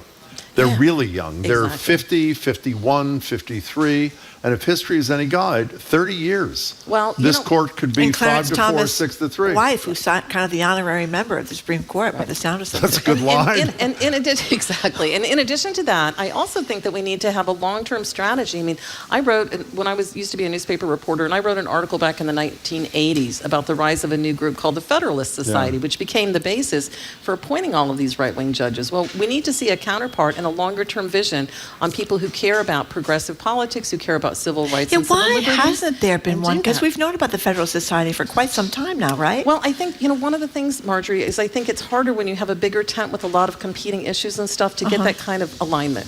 So I think sometimes you have a situation where there's a lot of alignment for the kind of extremist viewpoints. So even though they're in a minority, they're more unified in their messaging. Yeah. And I think there are a lot of lessons, and I think that the lessons are being taken up, certainly by the ACLU, although we're nonpartisan, but also I think by other groups and other, hopefully by other political parties. Well, speaking of other, we've had them on a bunch of times, and if there's, I love people who have obsessions, particularly if they're obsessions I care about. Sheldon Whitehouse, the United States Senator from Rhode Island, to say he is obsessed with dark money in terms of packing the Supreme Court. He gets out his little whiteboard, right? And he does it every time he's on the Judiciary Committee. He's done it on our show. If you Google White House and dark money and Supreme Court, you will see tutorials about how these justices ended up there and what money put them there. That's really helpful. It's brilliant, and that's really helpful. Check them out. I asked Nancy Gertner, the retired federal judge, about this. She teaches at Harvard now, about this yesterday, because it seems to me it's only a matter of time before somebody does a freedom from religion case. And she mentioned there was a case in Florida, it's a state case, but how some Jewish groups are saying, our religion says we can have reproductive health care, we can have abortions. So how can you foist your Christianity on us Jews? No, I think it's a really important point, Marjorie. When we think about freedom of religion, you think that there's the free exercise of religion. I get to exercise my religion. Right. And then there's establishment clause to prevent the government from establishing one religion. And they're actually intertwined, because if the government were to establish one religion, then that would inherently discriminate against the free exercise of all the other religions. Exactly. And so I think the case down in Florida challenging the Dobbs decision, or challenging Florida restrictions on reproductive justice, is one of the examples, and we're going to see more and more of those coming up. Let me ask you a question I should know the answer to, and I don't. That they get to decide which cases they take, right? Right. Well, there has to be 4 people on the Supreme Court. So that's another problem with 6-3. Exactly. So would they even take that case, even if the Florida courts decided in favor of I want to answer that. They're not based on what required Carol Rose said to me. You have to be optimistic. You read the dissents, and in 50 years, when these justices are gone, we'll make a move in the right direction. I mean, this is a crisis of epic proportions. No, I think we're in. I know you know this. Today. Yes, we're in an existential crisis on a whole lot of fronts, Jim, and I couldn't agree more. And that's why the ACLU, we're operating in all 50 states, and the strategies that we have here in Massachusetts are going to be different than the strategies that the ACLU of Texas or Louisiana or Florida has. But we work in concert, and that's what makes it so powerful. But Dobbs has left us with this patchwork of every state being in a different place, and that's really challenging from a movement building perspective. But the principles align us, which is, the government shouldn't be in your bedroom, the government shouldn't be telling you who to love, the government shouldn't be forcing you, literally forcing you to have a pregnancy. You have a right to not be pregnant. It's a fundamental right. Right. And I think we need to rethink how we're framing it, because look what happened in Kansas. The people of Kansas, the good people, they rose up and they said, no, the government doesn't have a right to force pregnancy. And I think we're having a ballot initiative in Vermont, we're having a ballot initiative in Michigan, and we're having a ballot initiative in Kentucky. And we are really actively working on all of those places. And I think we have to go directly to the people, as you're saying, to get these things overturned, because the vast majority of people don't believe that the government should force someone to have a pregnancy or should prevent you from marrying the person you love. While you're here, Cade Crawford has been on our show a lot, one of your colleagues. You and I didn't even know about this till a few days ago. I listened to a little bit. Actually, let's hear a little bit of it. There's a podcast that you two are doing about the intersection of technology and civil liberties. Here's some sound. It's called Rise of the Surveillance State. That's a little ominous. It's an episode of Freedom Unfinished. Freedom Unfinished is the name of the podcast. Name of the podcast. Is it ever? Here's just a little clip from one of the episodes. In the big data economy, our DNA itself becomes worth more than oil.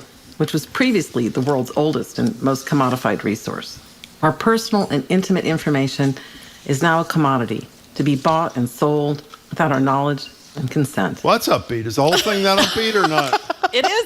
It ends on hope. It does? Ends on hope. Oh, Absolutely. good. Because you know me, I'm a perpetual optimist. You are. Actually, I'm a pessimist who pretends to be an optimist because I would rather be active and futile than to be passive. Exactly. Could you repeat that? Yeah. Please don't. Thank you.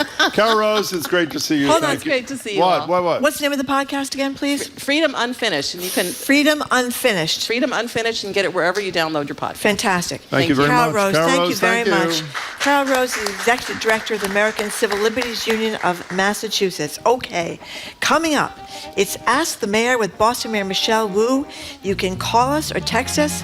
We have the homie mic here at the Boston Public Library. The number to call or text, 877-301-8970. 877-301-8970. The Mayor of Boston is going to be with us for the next hour, taking our questions and yours. You're listening to Boston Public Radio, 89.7 GBH, broadcasting live from the Boston Public Library. Oh, and we are streaming live, if you want to see the Mayor on TV, youtube.com/GBH News. I guess on your computer, that's not your TV, correct? Whatever. We're going to a break.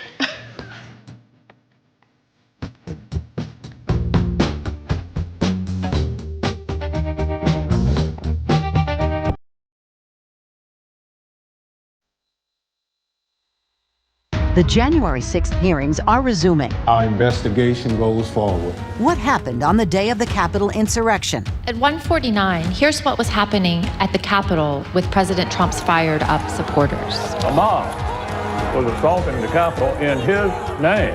What explains President Trump's behavior? Join us Thursday afternoon at 1 for our ongoing coverage of the January 6th committee hearings, right here on GBH 89.7, online at gbhnews.org. Funding for our programs comes from you and the British International School of Boston, providing personalized learning for children aged 18 months to 18 years in an international community.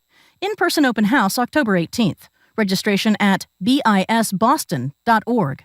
And Kimpton Hotels. Kimpton's annual event runs now through the 13th. You can book holiday travel, a New Year's trip, or a best friend getaway with Kimpton Hotels. Learn more at kimptonhotels.com/radio. The biggest event in soccer, the World Cup, kicks off next month. How is the U.S. men's team looking after missing the last tournament? We have this unprecedented wave of young talents playing for some of the greatest teams in the world for the first time in our nation's history. I'm Mary Louise Kelly. More on the game's big talents and past greats this afternoon on All Things Considered from NPR News. Today at 4, here on GBH News 89.7.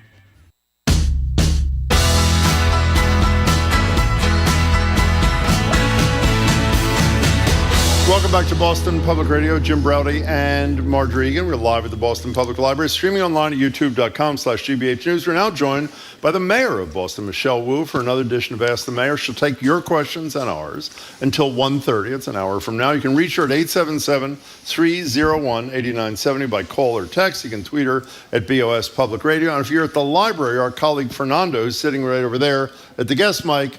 We'll talk to you or something. And if your question is appropriate or whatever the adjective is, we'll get to you too. Mayor Wu, it's great to see you. I know I didn't express that very well, but you know what I mean. Nice to see you, Mayor Wu. We know the drill. Yeah. Nice to be back.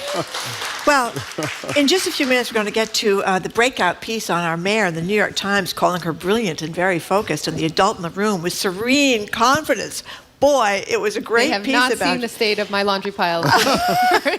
But before we get to that, good news, this is not a good news story. It's an editorial in the Globe today. People may remember there was this incident, this Mission Hill K-8 school in Jamaica Plain, where there were years of bullying and sexual assaults, and nothing was done about it. The Globe had a piece today about this Linden K-8 school in West Roxbury, where one of the leaders of the school has left, and this new superintendent, Mary Skipper, didn't want to talk about why he left. But what I don't understand, Mayor, is they're not even going to say whether there's been an investigation of bullying complaints at the Linden School. So I can understand why parents are really upset about this. This does not seem to be a personnel issue. This seems to be an investigation issue. So what's the deal up there? Any allegation, suspicion, even flag of bullying is investigated, and that is standard school policy from school level on up. I think what I want to emphasize is that we have had a lot of transition and turmoil within the Boston Public School District, and I think sometimes when we focus on trying to stabilize that by putting in place important policies, we have to have that consistency, we have to have a clear sense of what the rules are, who's going to do what the protocols are, but unless that actually gets down to the day-to-day experience of young people in our classrooms, their families, we really need to, in some ways, zoom down more and really get into the weeds on each and every situation that might be happening. Our students and families and our entire city, everyone has gone through such stress over the last 3 years. We see the rates of mental health needs deepening in the 911 calls coming into our call response center and in every way that we're interacting with our community members. And so we need not only targeted resources and supports and systems, but the one by one interaction is really important to get right as well. So I just want to be clear then, so the superintendent was incorrect in declining to tell whether there had been an investigation. She should have told them about the investigation? Because that's what the Globe is reporting, that Superintendent Skipper declined to say whether the district had investigated these allegations. Anytime bullying is raised, it is looked into, and there's an appropriate course of action. When it comes to personnel issues for individual staff members, the details of what might be looked into or when or what happened, that is all subject to privacy laws for the privacy of individual people. We're talking to Mayor Wu. You can call her or text her at 877-301-8970. So Mayor Wu, when Governor Baker announced that the Orange Line was going to be shut for a month, one of the few politicians who I think it's fair to say had the courage to say, it's not pleasant, but it's something we got to do, was you.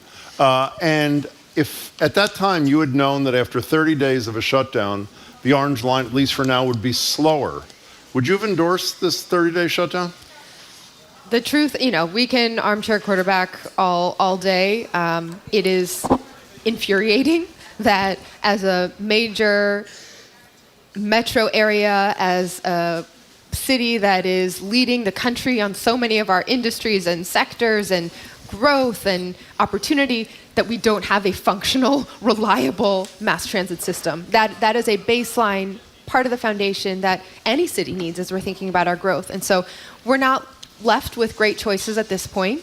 I think it was still an important decision to say, rather than drip, drip, drip, and stretch this out over who knows however many years, let's just try to get as much done as we can in one sitting. There are many factors that go into how fast our trains run, and we just need to we can't let up on the momentum and the priority to get this done urgently. But if you're a you're a citizen of this community, and you're not the mayor who knows what's going on, and you were inconvenienced for 30 days oh, yeah, it's just for the greater good down the line, and you open up the morning paper to see, at least temporarily, the line is slow. What was your immediate reaction when you first heard that?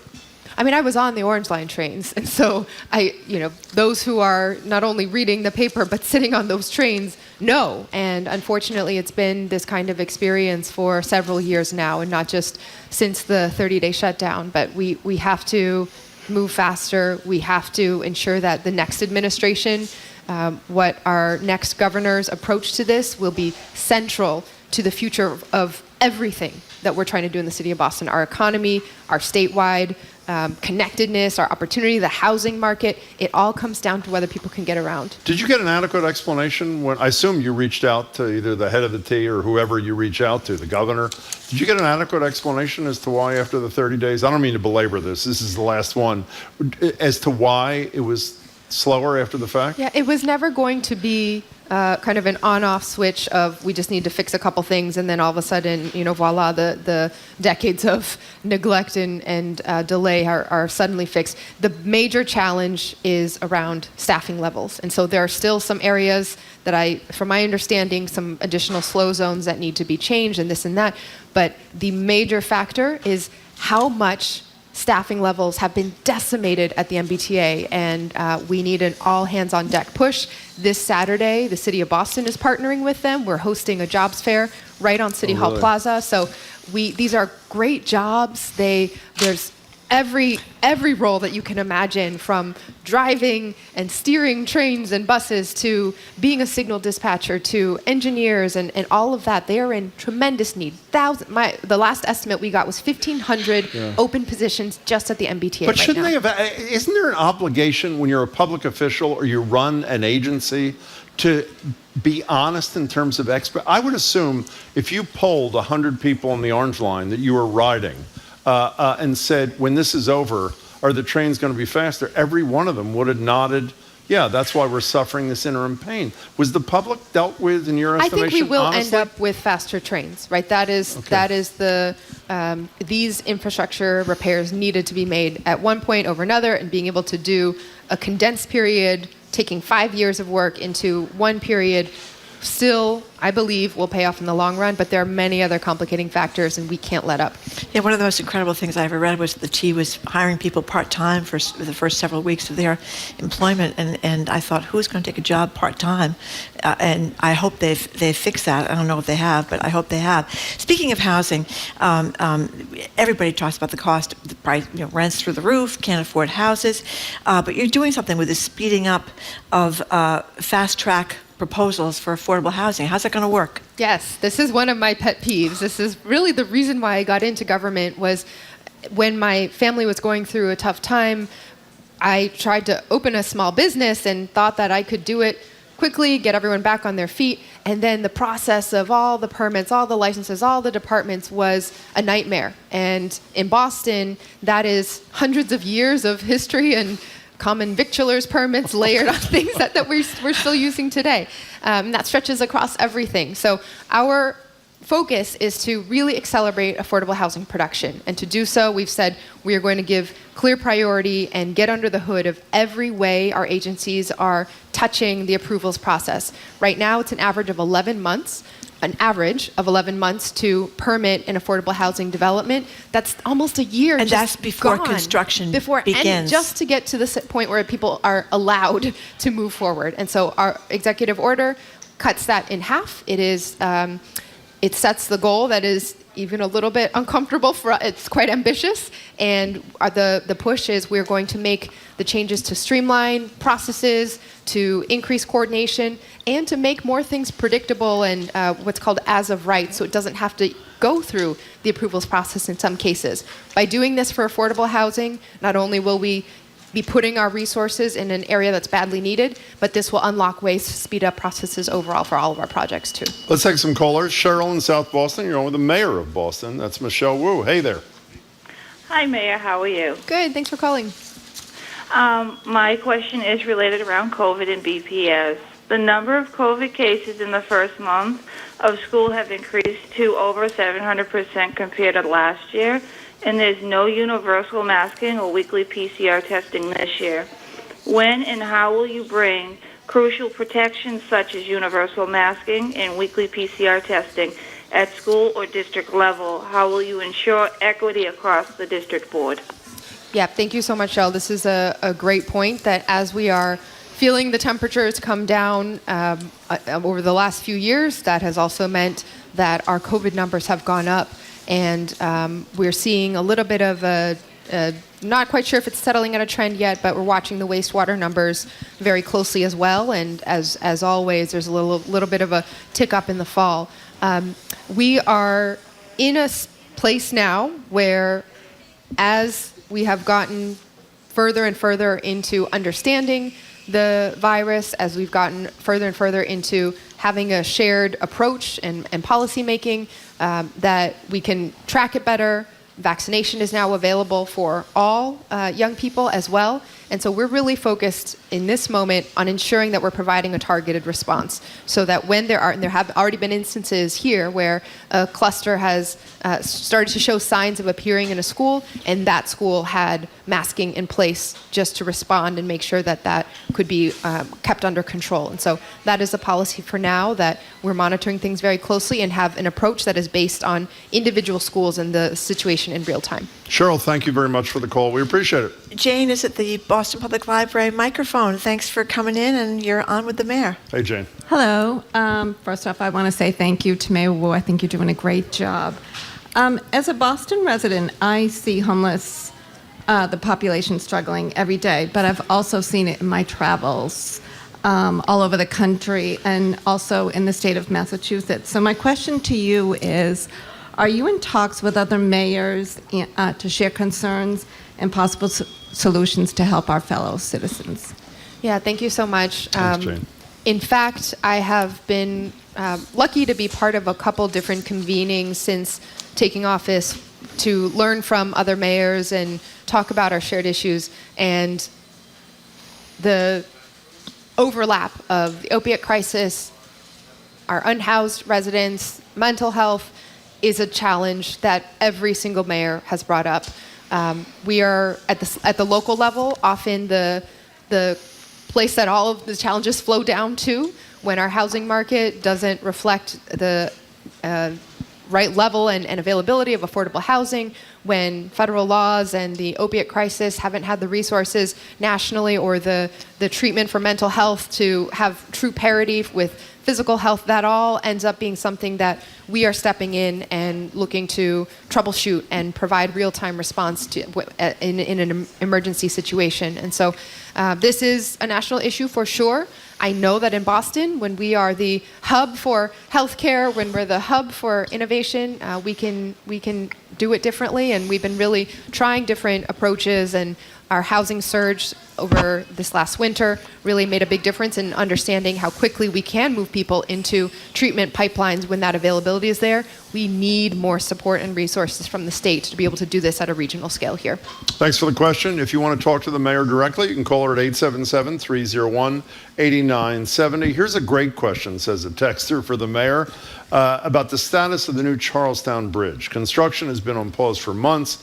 The old/temporary bridge is a nightmare, especially for cyclists. I've heard there's a major structural flaw with the new bridge that they can't figure out. This is a bridge between the North End and Charlestown, right? Yeah, that What's is a going great on? question. It's one that is incredibly frustrating. We learned, I believe it was late spring or early in the summer, that there had been an issue with the manufacturing plant outside the state, but in the New England region, that they were struggling to resolve. And so because of supply chain issues, because of these structural pieces that needed to be fit together, we've been stuck a little bit and trying to find every way to either recoup losses or accelerate the process. But it is the type of issue where it's not unlike our affordable housing approvals process, where if you just kind of get agencies in a room, you can figure it out. This is much more connected to the actual pieces of the bridge. How do you deal when you ask a staff person to brief you on something like this, and you're as aggravated as you appear to be about the status of things? How do you deal with that? I mean, we've had yellers in the, no, I'm serious, in the mayor's office. You know, some throw things. What did your friend write about Mayor Tom Menino? Menino threw the prosciutto across the 5th floor. Exactly. So I'm serious. How do you deal with bad news? So if it's an issue that is within our purview as a city, I'm not a yeller, I'm not a thrower at home or in any space. My response is usually, I'm going to go see it myself, just so I can truly make sure that I understand the challenge inside and out. One example from last week, or maybe the week before, we had one particular school bus route that was causing a lot of frustration. And this was for a group of students with individualized education plans, students with disabilities who require a bus monitor to be present. And I had kept asking because the issue had been flagged and I'd seen it raised on social media and heard the plan was in place and this issue needed to be tweaked and then it would be good. And then there was still a problem. Then it was that issue. And then finally I said, tell me what time the bus is going to get to this bus stop. I'm going to ride with the young people all the way to school and see it myself. And it went smoothly and great from then on. This was a great story that the Globe covered this, and one of the city councilors was on there, I think, with you as well, where the kid with special needs the bus didn't show up and mom was late for work and all that kind of stuff. But what I wondered when I read that story is it sounds like there's not enough bus drivers either, because if somebody calls in sick, they seem to be unable to cover it. So are people not lining up for bus driving jobs? Is that part of the problem? We are doing a lot better on this front, and there's a lot of structural issues here that our amazing BPS transportation team has just made so many strides with. They are working so hard every single day, and what I experienced from being on that bus and to see when things do go smoothly, how many things have to go exactly right? We drove past the street where there was a trash truck going down, and if we had turned that way versus that way, we would have been stuck and then late. We were making wide turns on residential streets, and the parked cars weren't in the way this morning, but sometimes they are. We had a bus monitor who was amazing and got all of the young people seated right away, and it's a very complex dance to make sure everyone's buckled in the right seats and happy. Do they have seatbelts now on buses? For our students, for some of our buses, especially those with monitors, and for students with disabilities, they're strapped right in and very secure. And so this issue of bus drivers is similarly a national issue, but in this last contract, we raised wages significantly. We established a new pipeline to be able to train those without a pre-existing CDL license to drive large vehicles to be hired right away, versus before you had to have a license to even be in the pool of those considered. And so we've opened up a lot of, they are now, every route is covered, which is even different than where we were a year ago, but still every absence when there are 700 routes tends to ripple through, and our bus monitors are a key component to it. Councilor Mejia and I also visited the bus hotline a couple days later so that we could see the calls coming in and how family members who can now track the system on your GPS phone still might see they're watching their child on their way to school on the GPS, and now all of a sudden the bus is in Cambridge when it went over the bridge and it took a wrong turn, and they're calling in. We're trying to check. So there's so much happening, and we're making good progress troubleshooting every issue, but it really comes down to one by one, how do we make sure bus drivers not only are hired, but know and are comfortable and familiar with the routes, know exactly where this student is picked up from, even though this is the building, this is actually the door on the other side. That is all expertise and talent that they build up very, very quickly, but they still have to take time to build it up. The number to text or call the mayor is 877-301-8970, which is what you did. Guy, you're in the South End. You're on with Mayor Wu. Welcome. Thank you. Yes, I live on the corner of Tremont Street and Pembroke Street. And now they're putting in the bike lanes on Tremont Street. My question for the mayor is, what's going to happen with the parking on Tremont Street, and what's going to happen with the trucks when they have to make deliveries like the Starbucks and stuff? Because there's only going to be one lane on each side for the cars, you know? Yeah, thank you so much for raising the issue. As a city, I think let me start big picture, which is that we are growing, and our streets, many of which were modeled after cow paths, in some cases cannot take more capacity of cars. And so to be able to attack our traffic problem, to be able to get people where they need to go, we have to figure out ways to move more people on the same space, right? In the South End is a perfect example. We're not going to just carve out another road, knock down some brownstones and be able to build new roads at this point in our history. It's about how do we do more with the existing space. And that means we do need to be updating our roads to be able to allow all different forms of commuting safely, pedestrians, cyclists, more mass transit, and vehicular traffic. The enforcement and the actual usage of the new designs play a big role. That's what we saw during the 30-day Orange Line shutdown. Just having a bus lane painted there without someone making sure that no cars were parked in there illegally, it's functionally useless if something is there, but then you can't use it, but someone's blocking it. And so we need to, our whole curb management program really focuses on that very issue. Where can delivery trucks go? How do we arrange when and where so that all of these pieces fit together and we can move more people? On a related note, Sophia texts and asks you, given that bicycle ridership is both limited to the able-bodied, bound by weather constraints, as well as completely unpoliced and unregulated by insurance, why is this being expanded instead of adding and expanding buses throughout the community, which will serve the entire population year-round, parentheses, elderly, disabled, and people who just don't want to ride a bike. This is really a both and instead of an either or. And I will note that, in fact, during the Orange Line shutdown, when we were expanding both, we saw record usage of cycling infrastructure, not including opening up for residents who told me that as a person with disabilities, with an electric bike, with a different kind of bike, they were able to get around much more quickly and much more safely in some cases when the right infrastructure was there. And so it's not necessarily an either or of who can use which modes of transit. We need to open up all modes to everyone, but that is about ensuring that the pieces fit together and we're not unintentionally creating challenges because we're not designing our roads in the right way. Read Shirley Leung's story in the Globe about That was her. great. That was a long bike ride. It sounded like. Yeah, 8 miles. She saw her life pass before her twice on the way. You notice she didn't bike home, I should say. Yeah, she didn't. Barry's at the Boston Public Library. Mike, go ahead, ask your question to the mayor, Barry. Hey, Barry. Thanks for being here. Thank you. Mayor Wu, it's a pleasure and a privilege to see you. I'm a former Bay Stater from California. I've been following you closely. And I came here today by Blue Bikes and the Orange Line. I didn't see you, unfortunately. But I'm especially keen on free transit, which can make a tremendous difference for social well-being, social justice, and climate. And I'd like to know how people who want to help can help get free transit in Boston and all over the country. Great. Thank you. Thank you. We totally agree here. And again, there are so many examples of how even small tweaks in removing financial barriers can be life-changing for communities. So in Boston, we have 3 bus routes that serve, 3 of our most heavily used bus routes that serve residents of color and low-income residents are free, and we have the usage has been tops among all of the routes.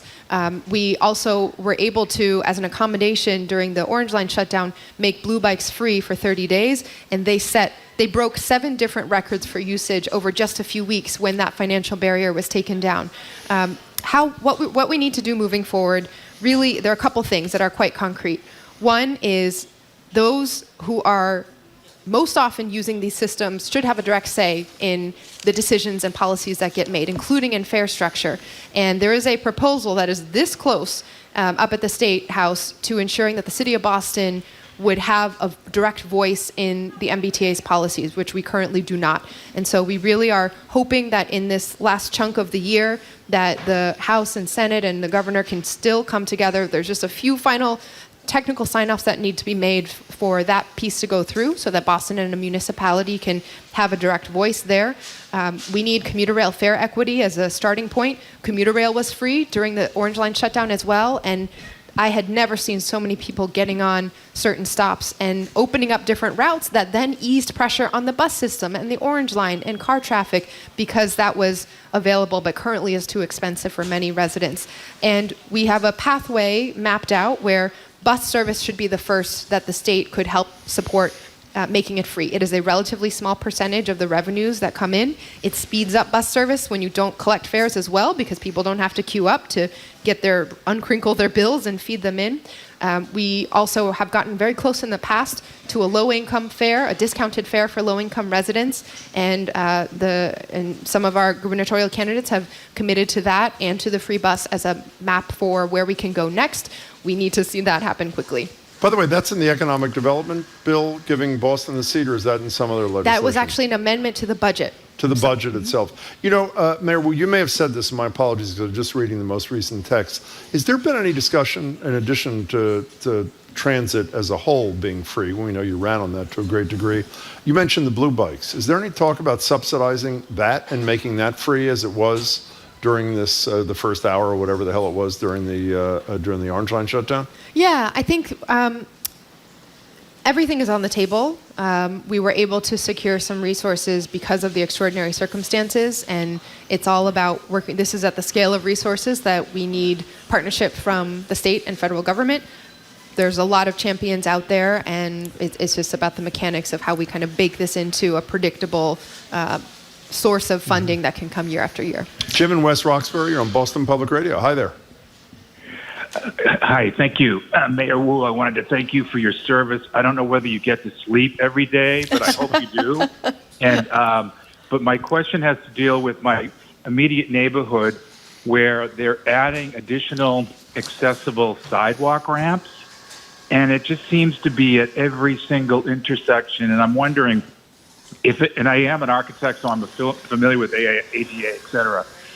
If the if it has to be at every intersection, and I know there are some driveways that are relatively adjacent to that, so I didn't know whether that could be a substitute, but it just seems to be, I'm not trying to be unkind, it seems to be a little bit excessive, and I can't help but think, well, maybe some of that money could have gone to my branch library, which is one of the least renovated, I think, in the chain. But and also the green buckets, the garbage pails, is that taking off? And I'm seeing a lot of that happening in the neighborhood. Thank you very much. Great. Thanks, Jim. Thank you so much for the question, Jim. So here again is, I want to acknowledge and completely affirm that every single year a budget is about a series of trade-offs between what we're funding first, when if, etc. But I want to encourage all of us to get into the mindset that we shouldn't have to be pitting different communities and different basic fundamental needs against each other, and that we just have to find the way to fund and resource more both and instead of either or. So here's a case, and in fact, the city of Boston is actually subject to a legal consent decree around sidewalk ramps. As a historic city, our infrastructure was not meant, much of our streets were designed and the sidewalks were designed at a time before the Americans with Disabilities Act, and so we have had to go back and retrofit a lot of it, because the more that we can draw on the talent of every single member of our community, the more we all benefit, the more we fill our jobs and see this community grow. And so for me, the question of it's actually not a question at all of accessibility, but how we do it while making it so that people don't feel like your library is underfunded and all that. That is a separate question. I see the president of our library system here, so rest assured, every single one of our libraries is in good hands, and there's a plan with an incredible group steering the way of how each of our libraries across our neighborhoods, all of our branches, really can have the services and facilities they deserve. The little green buckets, the cute kind of tiny green buckets, are actually curbside composting. And this has been a pilot that we have launched. 10,000 residents signed up to help us test out how we do food composting that's collected at the curb along with your regular trash pickup. It's been going really well so far. I've been able to take part in it in addition, and I will just say, I'm going to find a way to make this happen, because it makes such a difference. It changes, your trash doesn't smell anymore when all the food is taken out. It's compact. You're reducing the amount of waste that we then have to pay for people to haul away. So there's lots of benefits, and we want to see that expand. By the way, since he's our host, we should recognize the person that Mayor Wu just mentioned. David Leonard, thank you for hosting us, as always, the head of the Boston Public An Library. Incredible leader. And David we've had some amazing progress and accomplishments of the library system to celebrate recently that kind of highlight just how much this is a system that is both focused on how we preserve some of the foremost national treasures that we have in as part of our history that have come through the system over time, in spaces like the Central Library in Copley, but just as importantly, to make sure that we are in all of the neighborhoods, and how important libraries are outside of books and resources, just as spaces and homes. We have a question about electric chargers for electric cars. Terry wants to know. She says there were 4 chargers on Cambridge Street, but they have been removed. What's the plan for more electric charging stations in Boston? Okay, I'm going to look up the ones on Cambridge Street, because I'm not exactly sure why or what happened. We've started with where we have the fullest control, which is municipal parking lots, and new buildings that are being built must include infrastructure like the green infrastructure, and we're adding a lot of chargers in different places.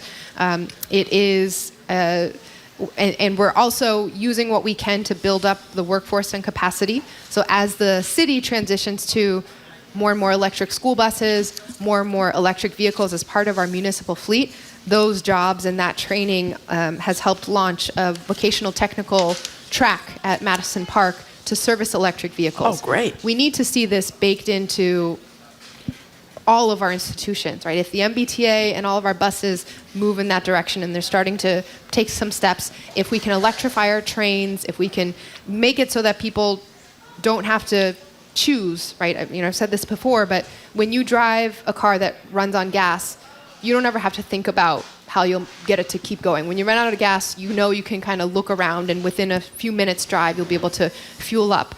That has to be the same sense of just ease and convenience that we get to when it comes to the pervasiveness of charging. Do you have a car?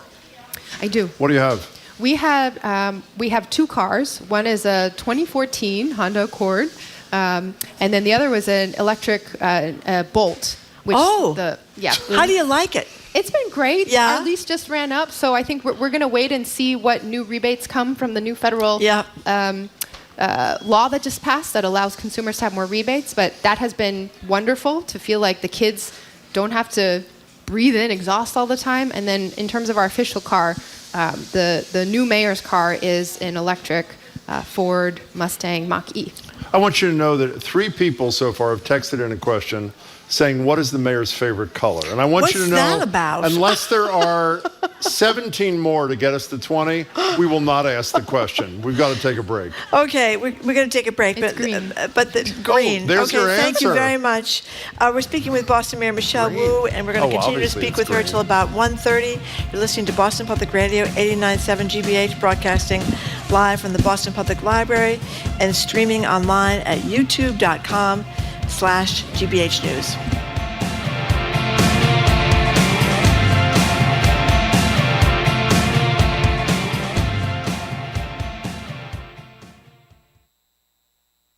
Do your part to support the reporting you depend on by becoming a GBH sustainer. Sustainers make easy monthly contributions that keep quality journalism and fact-based news on the air. You choose a monthly amount to give and it's automatically deducted from your bank account or credit card. It takes just a few minutes to set up and it's easy on your wallet too. Learn more and enroll as a sustainer today at gbh.org/sustainer. Our programs are made possible thanks to you. And Tools of the Mind, the research and play-based curriculum combines professional development and a comprehensive pre-K and K curriculum designed to build self-regulation skills. Learn more at toolsofthemind.org. And Mass Audubon, where you can get outdoors and explore hundreds of trails at over 60 wildlife sanctuaries across the state, from the Cape to the Berkshires. You can start your adventure at massaudubon.org. Trusted. Local. News.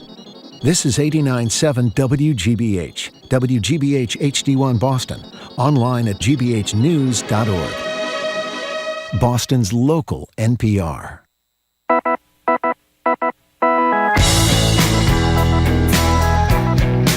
Welcome back to Boston Public Radio. Marjorie Egan, Jim Browdy. We're live at the Boston Public Library, streaming online at youtube.com/GBH News. We are halfway through the monthly Ask the Mayor. That we have Boston Mayor Michelle Wu. She's with us for another 25 or 30 minutes, taking your questions and calls at 877-301-8970. As you know, you can text her there, or you can call her there, Marjorie.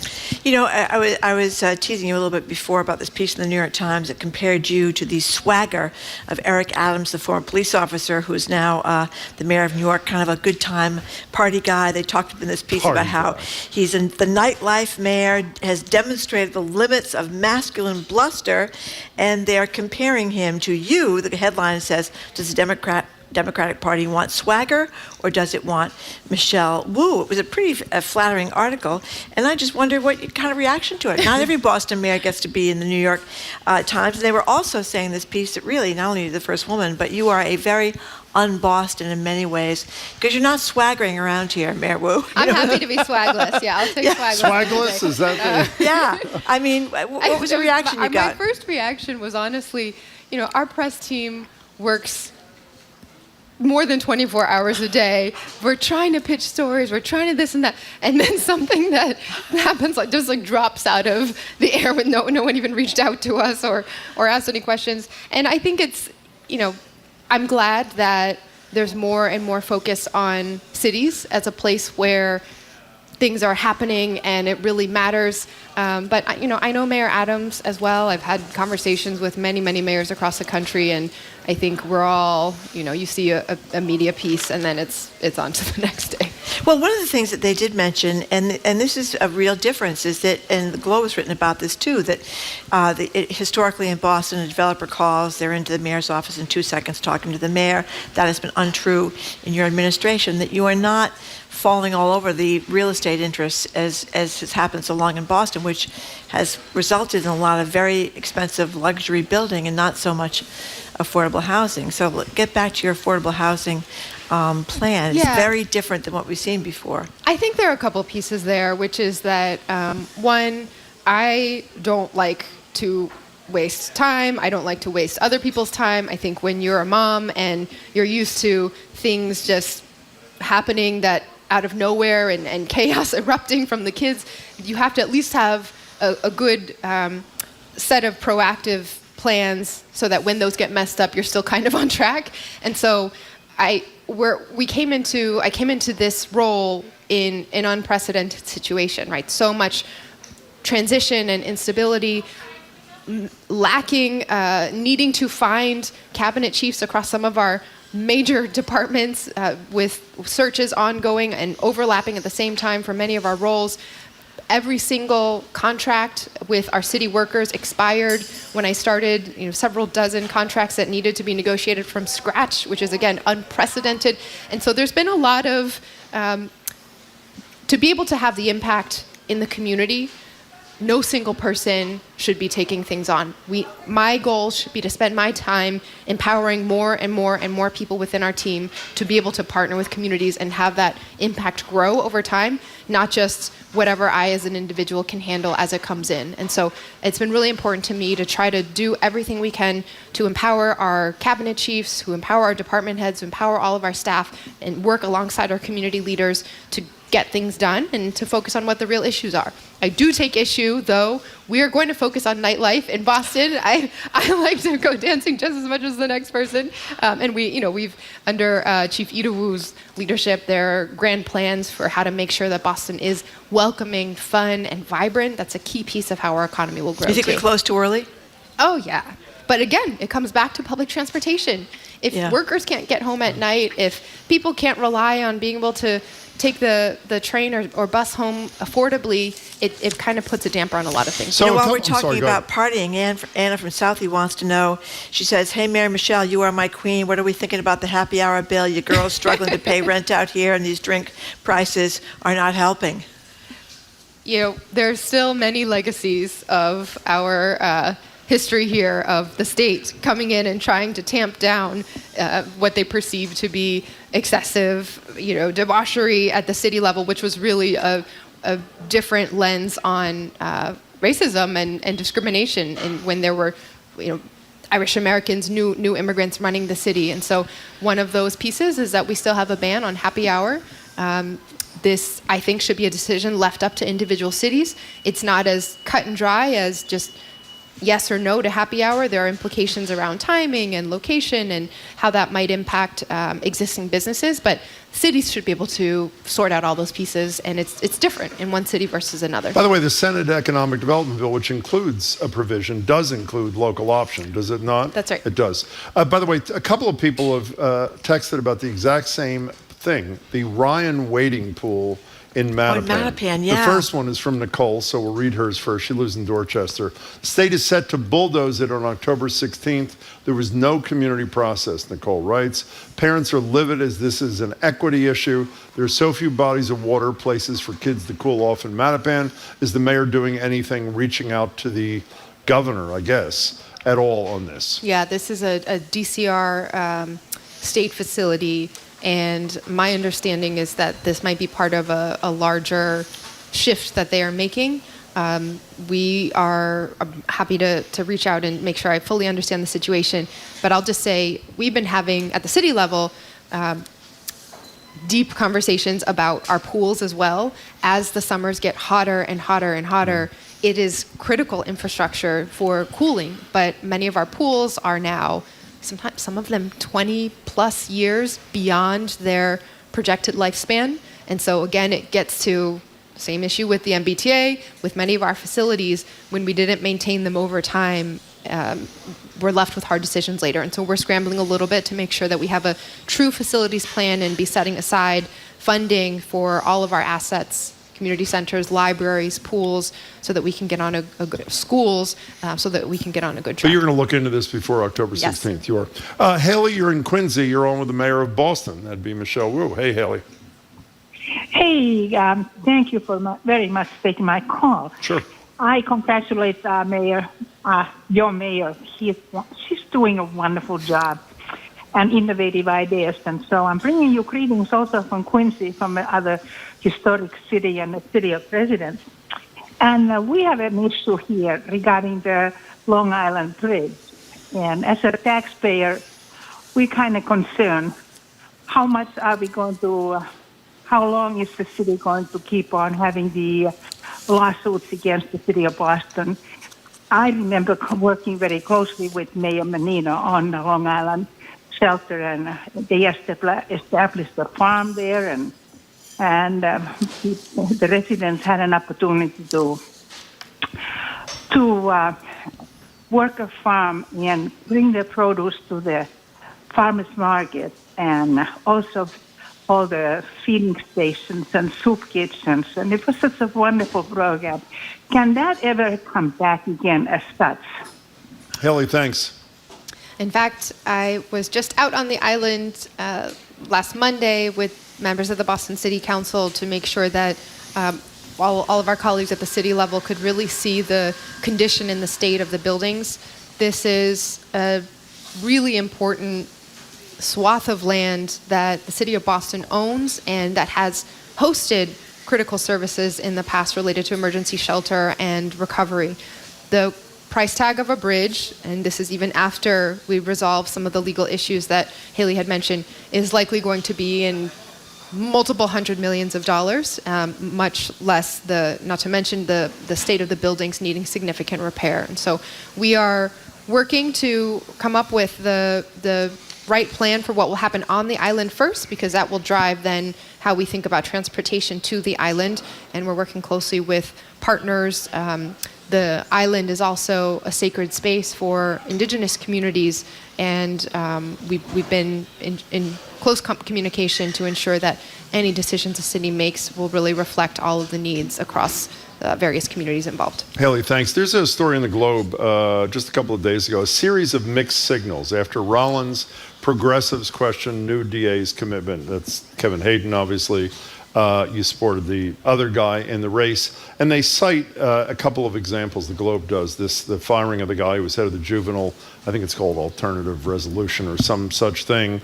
Something he said on GBH, I think with us. Hayden disputed, I'm reading from the Globe, the results of a new research paper by 3 economists who studied more than a decade of Suffolk County cases and concluded that prosecuting defendants for nonviolent misdemeanor offenses causes significant harm without any evidence of public safety benefits. Obviously, that's the Rollins thing. Are you among the progressives who have concerns about the direction that the new DA is taking? I think we saw such strides under DA Rollins, and we saw documented evidence that an approach of really targeting resources where it makes a difference and ensuring that we are providing diversion alternatives as well makes a difference for public safety, that our numbers have been headed in the right direction. We've seen that in Boston as well in terms of all of our public safety efforts as unacceptable as even one incident in community. Generally, overall, our numbers are headed in the right direction. We need to keep up that momentum and accelerate it. The DA has won his, he's not quite there yet in terms of November, but without a Republican challenger, he's the presumptive winner of this election, and it is my job to partner and ensure that the city of Boston can work in coordination with all of our public safety officials from the county level and state level, federal level on up. And so we are going to ensure that we can do everything we can. there's a lot of work to do, and we see and feel that in our communities. That doesn't sound like a ringing endorsement, if I may. I mean, he has specifically said to us and everywhere else, he doesn't specifically endorse, for example, the 15 lower-level crimes that Rachel Rollins ran on, where there'd be, the presumption is that they would not be prosecuted. He said he wants to review it on a case-by-case basis. Does that shift concern you? Elections have consequences, and I think the DA has the right to implement policies that he ran on, and I think it still remains to be seen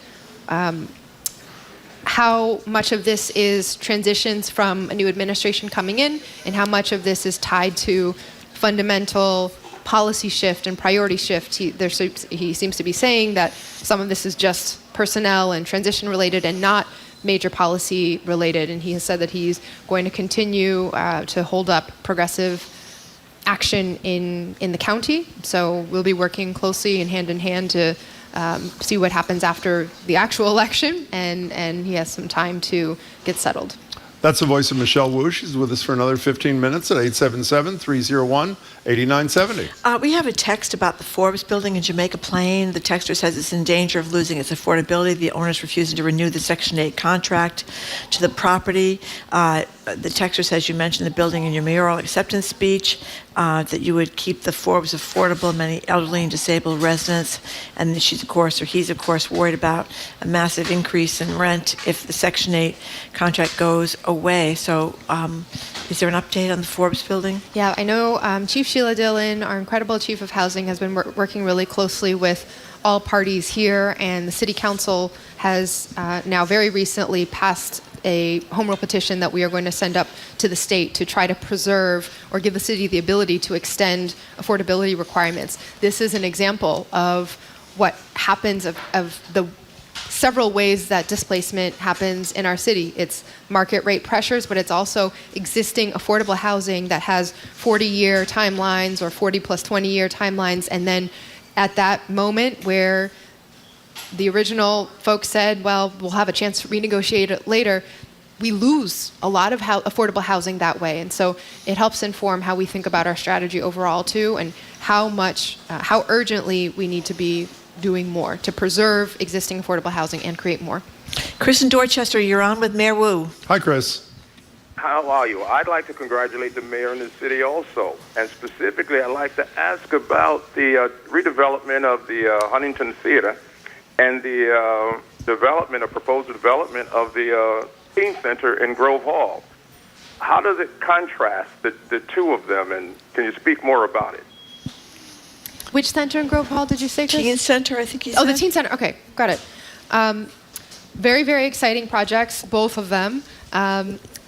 Yesterday on Indigenous Peoples Day, we cut the ribbon on the brand new renovated Huntington Theater, the first in America to be a truly nonprofit theater funded from community and kept with a civic focus, and now owning its property, so staying there in perpetuity thanks to the efforts of many who came before me in city government and an incredible fundraising effort in community. And so that project is now phase 1 done and moving on to some additional phases that would create additional community space right there on the site. It is gorgeous inside, and I'm so excited for what that means in terms of the stability it brings to our arts community.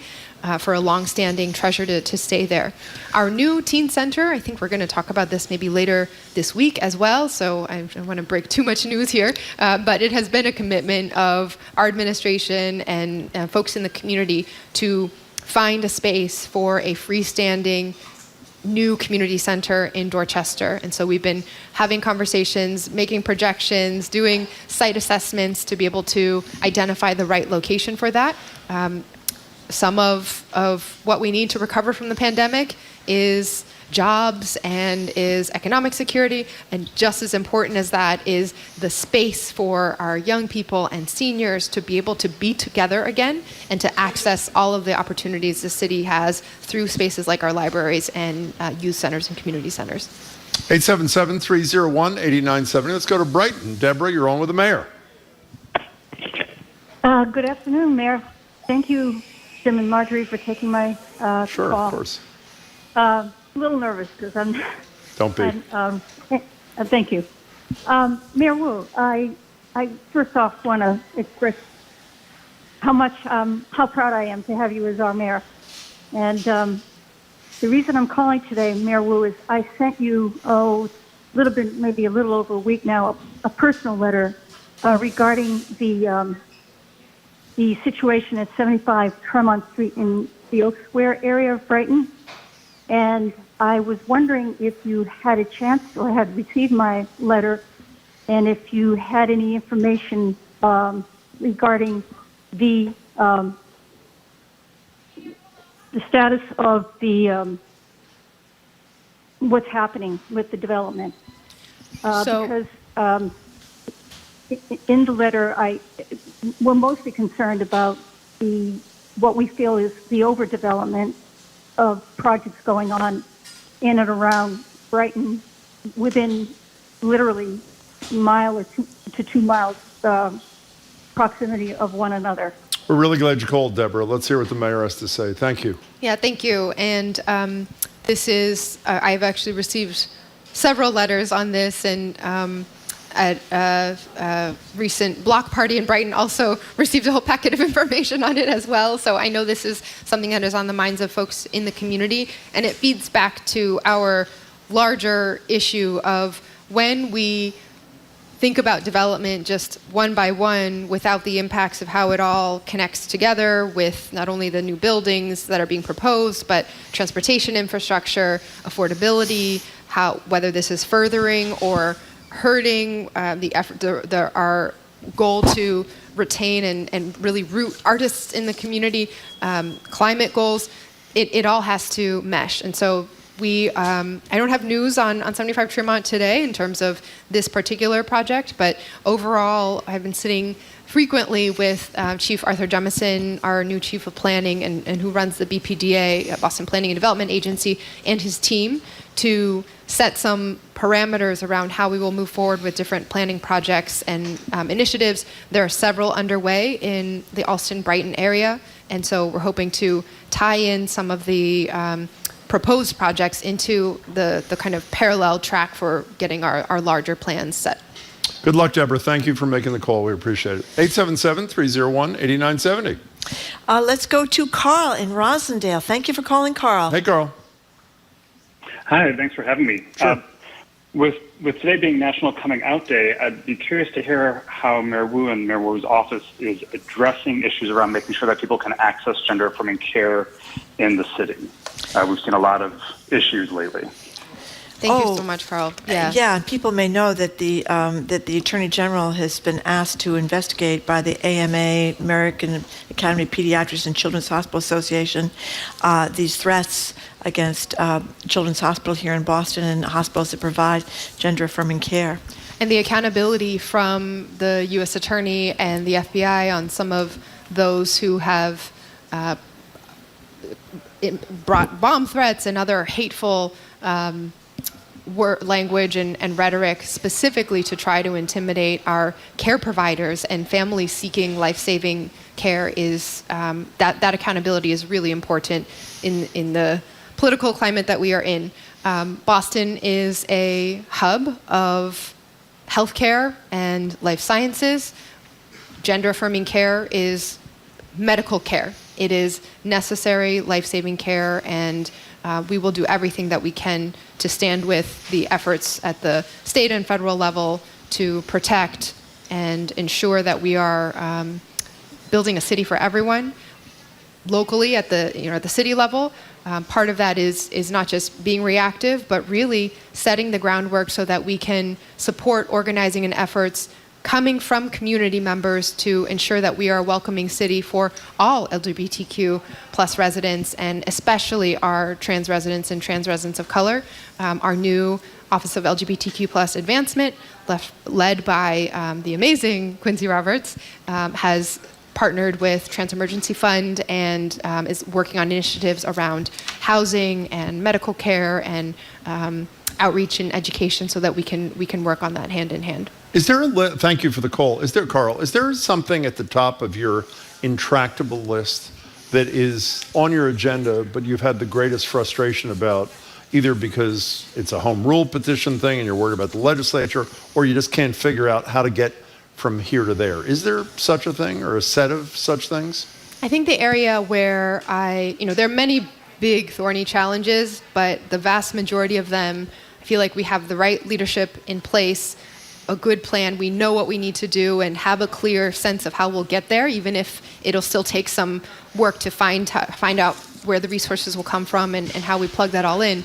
The place that I really it feels sometimes like we are treading water and needing to change the entire situation and can't do so without significant coordination from other sources is around mass and CAS and our opiate crisis. And it's just, I've been there from 5 a.m. to 7 a.m. with our public works department, observing how our outreach teams and city workers and street cleanings are all working together. We've been there in blizzards. We've been out to Long Island, and we are testing out and implementing new changes every single day. And when there's a challenge about a particular park, then we rally and we can kind of work with community to make sure that park has supports.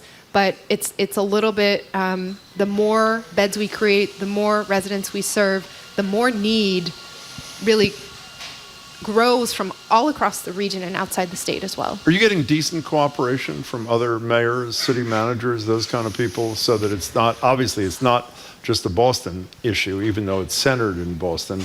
Are they collaborating, or is it you pretty much on your own? I will take responsibility for, I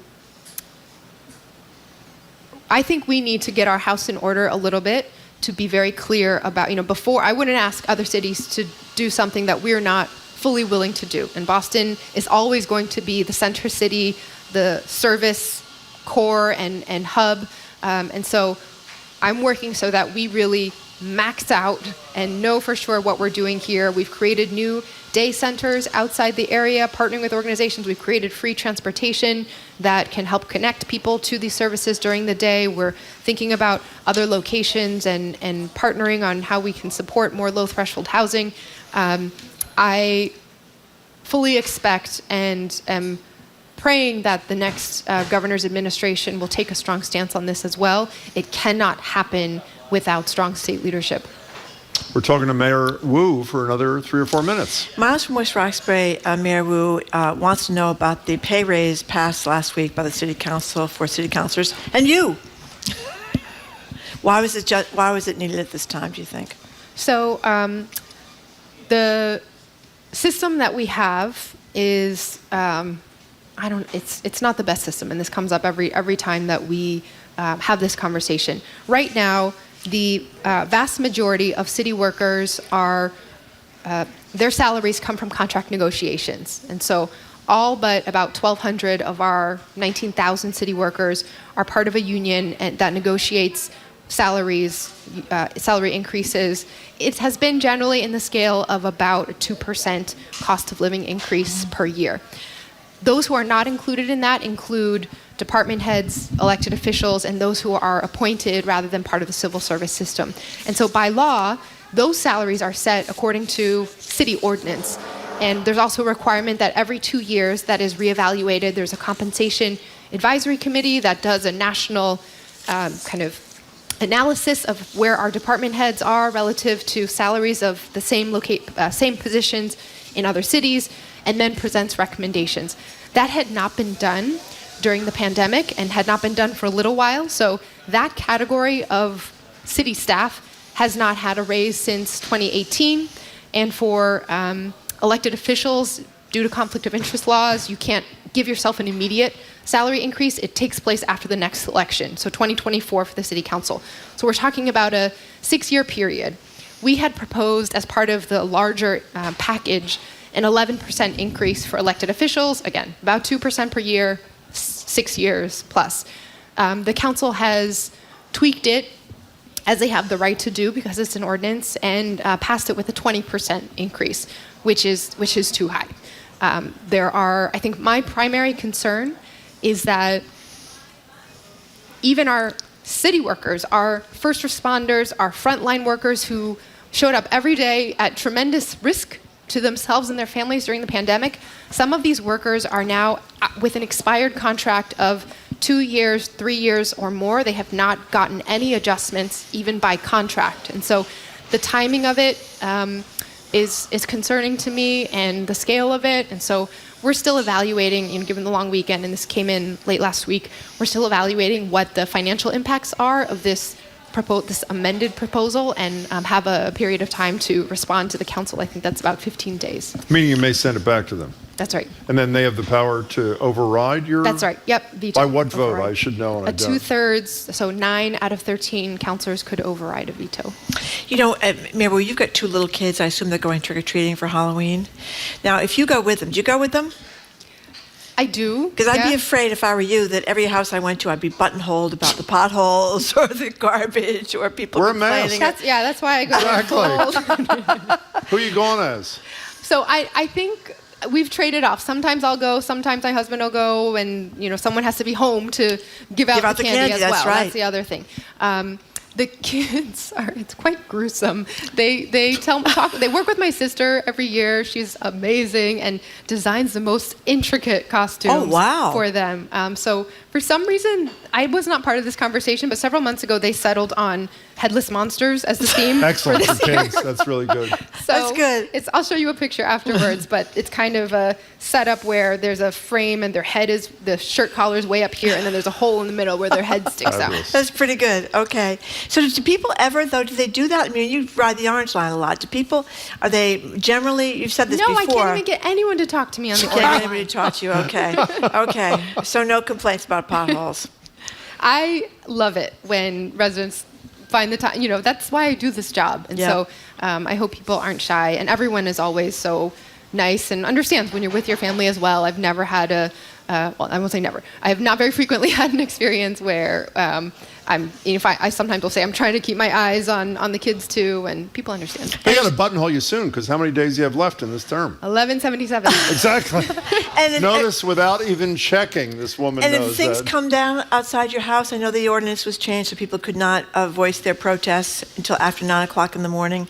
So that is anybody still there, or are they coming at 9, or they're just not coming anymore? No, since the ordinance passed, there had been a couple incidents, but it's been much quieter since the ordinance has gone. I think the swagless mayor now has to go, actually, Marjorie. I know you have a lot of questions. Well, Mayor, thank you very much. Mayor. We really appreciate appreciate your coming in. We have been speaking with Boston Mayor Michelle Wu, and we very much appreciate her time and coming in here to answer your questions and your texts. You are listening to Boston Public Radio, broadcasting live from the Boston Public Library.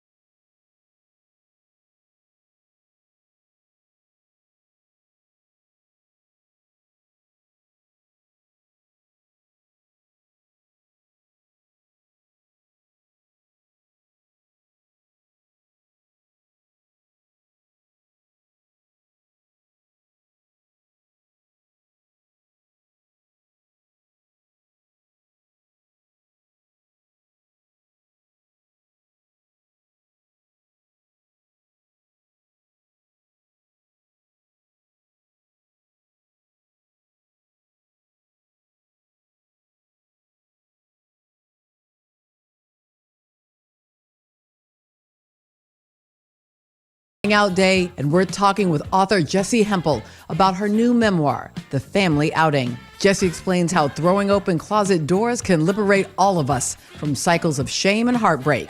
Got some coming out stories of your own? Call us at 8778-MY-TAKE. That's next time on The Takeaway from WNYC and PRX. This afternoon at 2, here on GBH News 89.7. Support for our programs comes from you. And Stoneleigh Burnham School in Greenfield, Massachusetts, now offering a 1-year voice and empowerment certificate program for 10th grade girls. More information at sbschool.org/voice-10. And the Trustees in De Cordova Sculpture Park and Museum, presenting New Formations, an exhibition showcasing how our bodies move through the world, now on view. More at thetrustees.org/De Cordova. And the British International School of Boston, committed to helping students achieve academically, personally, and socially through global learning opportunities. In-person open house October 18th. Registration at bisboston.org. And Mass General Cancer Center, dedicated to providing the latest therapies and cancer specialists who are experienced in your cancer. When you hear the word cancer, their team is ready. Learn more at massgeneral.org/cancer.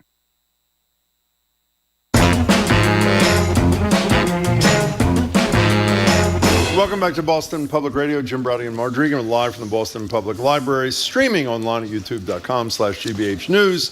In 2019, news started to percolate about a new restaurant opening in Upham's Corner in Dorchester. It was going to serve what the owners called, quote, global comfort food. Menu inspired by their roots all around the world, including Ghana and Nepal. You, of course, know what happened next. That would be COVID happened next.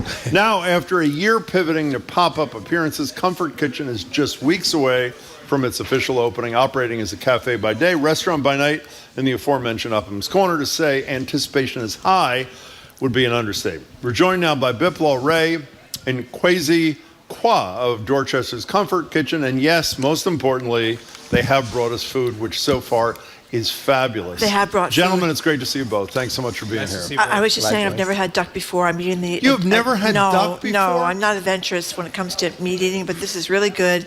And the rice with it and everything else, I feel like now I've had global comfort food, so I feel very wonderful. So explain what you guys have done out there in Upham's Corner. I said before we went on the air, I had no idea that there was not a sit-down restaurant in Upham's Corner, which is pretty incredible. But let's start with you, Kwesi. What's going on out there?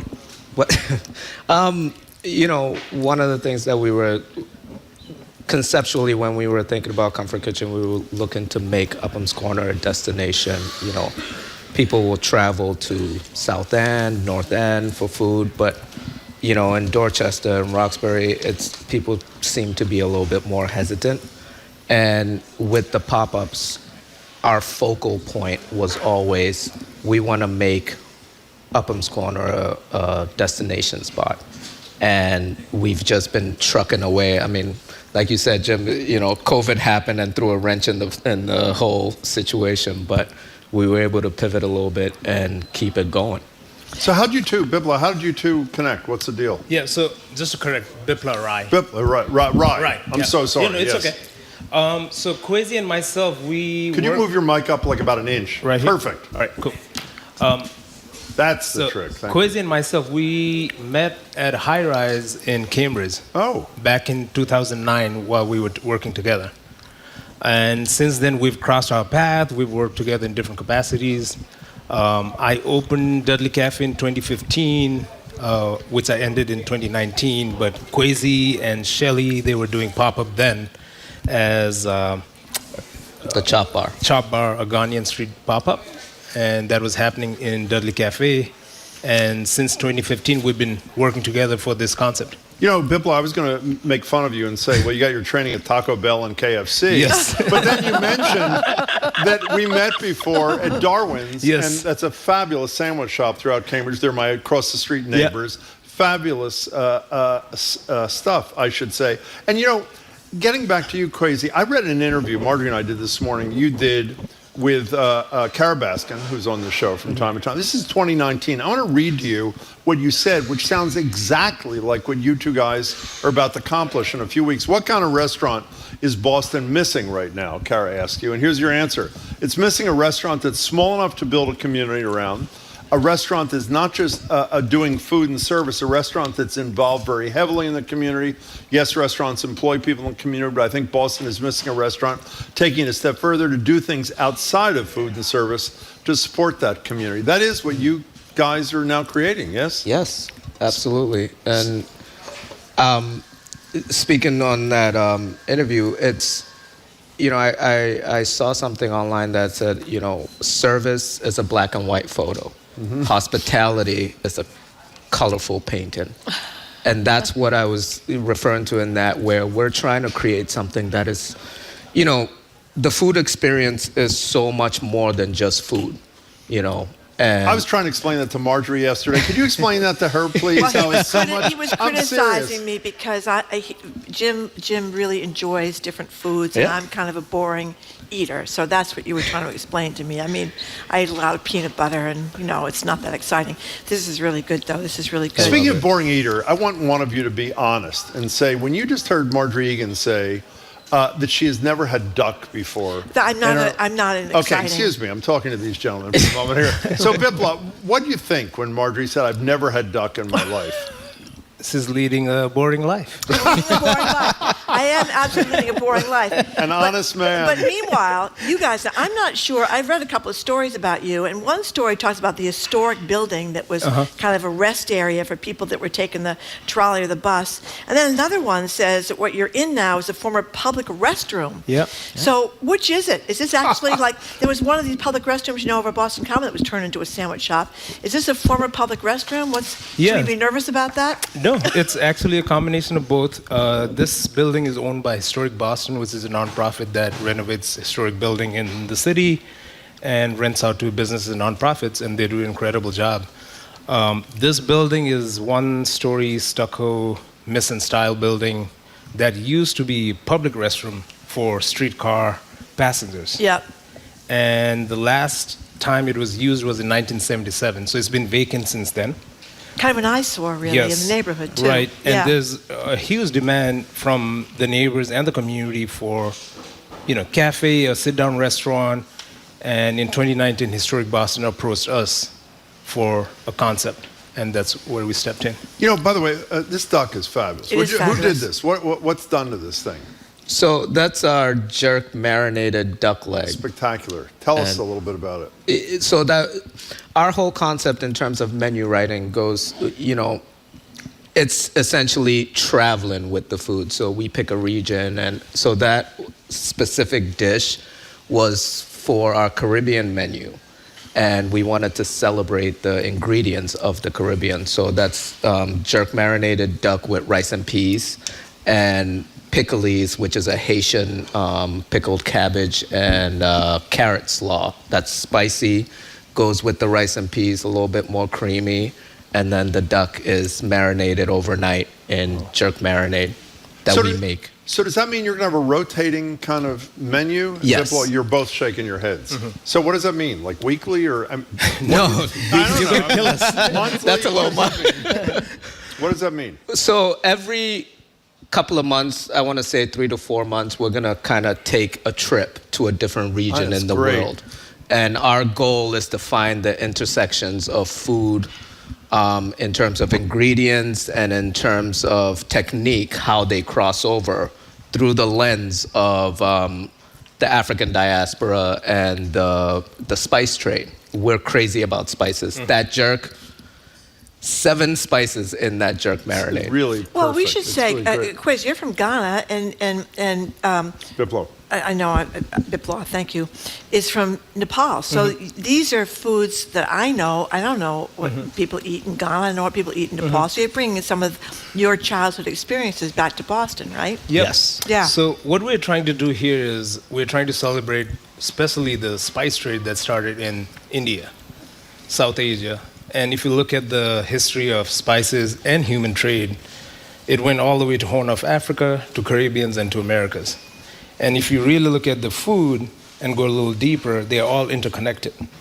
One vegetable that we try to highlight and which will be in our opening menu is okra. You find okra in South Asia, you find okra in Caribbean islands, and the way it's prepared is different. It's hard. I always make, when I make it, it's slimy. I mean, how do you make a non-slimy okra experience? Well, you have to find out. I guess You have to come check it out. Yes. So are you guys nervous? I mean, the thing we were talking about yesterday, we were talking to Corby Kummer, who's a food writer, obviously, for a whole bunch of places, and teaches nutrition and that sort of thing.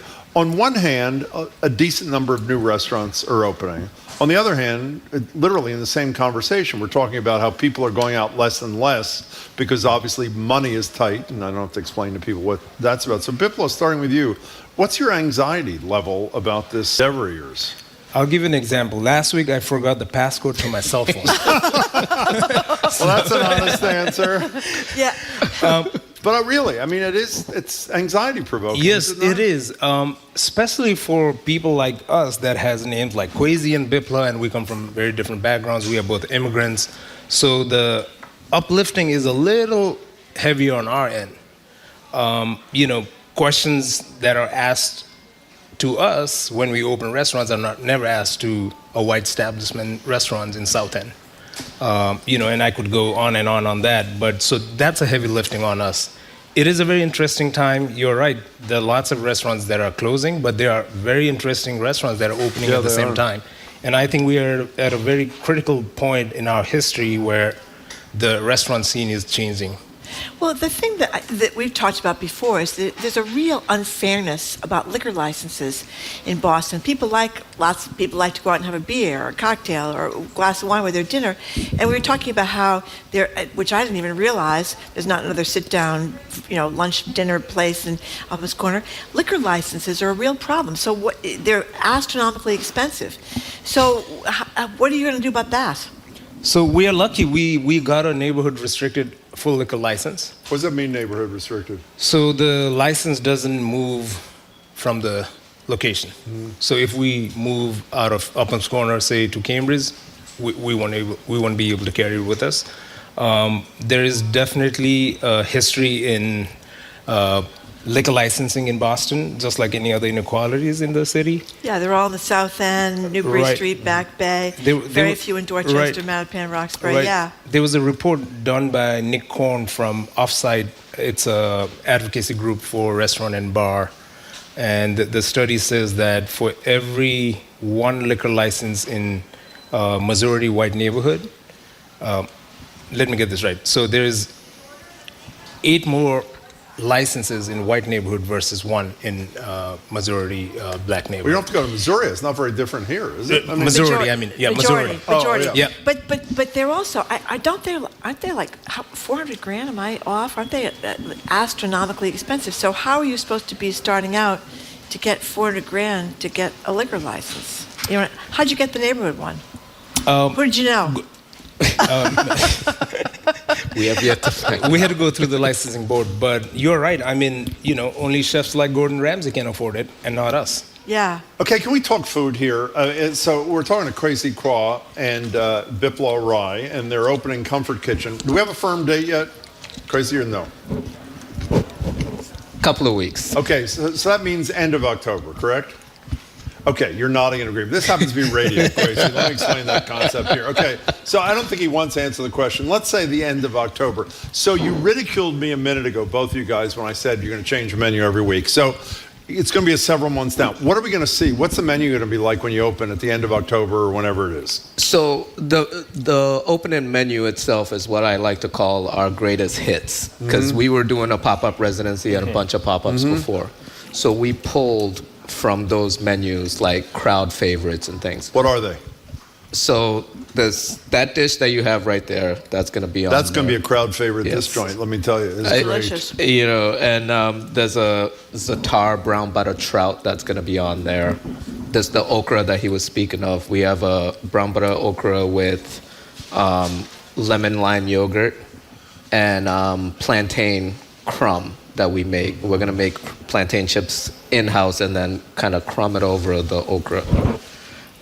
There's a fair amount of other stuff which you'll have to come and check it out for yourself. Because he can't remember, obviously, what the other things are. So do you want to, I know this guy already. I've only met him for 10 minutes. Yeah. So Bipla, do you want to add anything to that opening menu? You're laughing because you agree with me, Bipla. I know.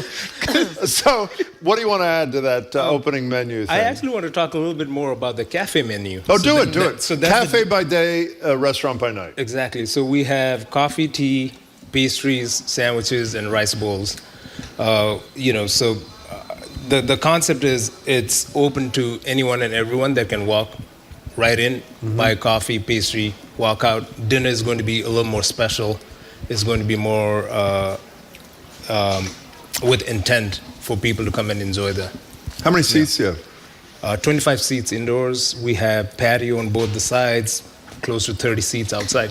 Now, how come neither of you are saying, Marjorie and Jim, I hope you're going to be there opening week? Are you not supposed to say that? It was already an assumption. Yeah. We are, by the way. I'm telling you right Jim now. is The a fact big that she's restaurant guy. and the fact that you rhapsodizes. got her to eat duck. We went out to I know. dinner the other night with a friend, and did you eat the duck?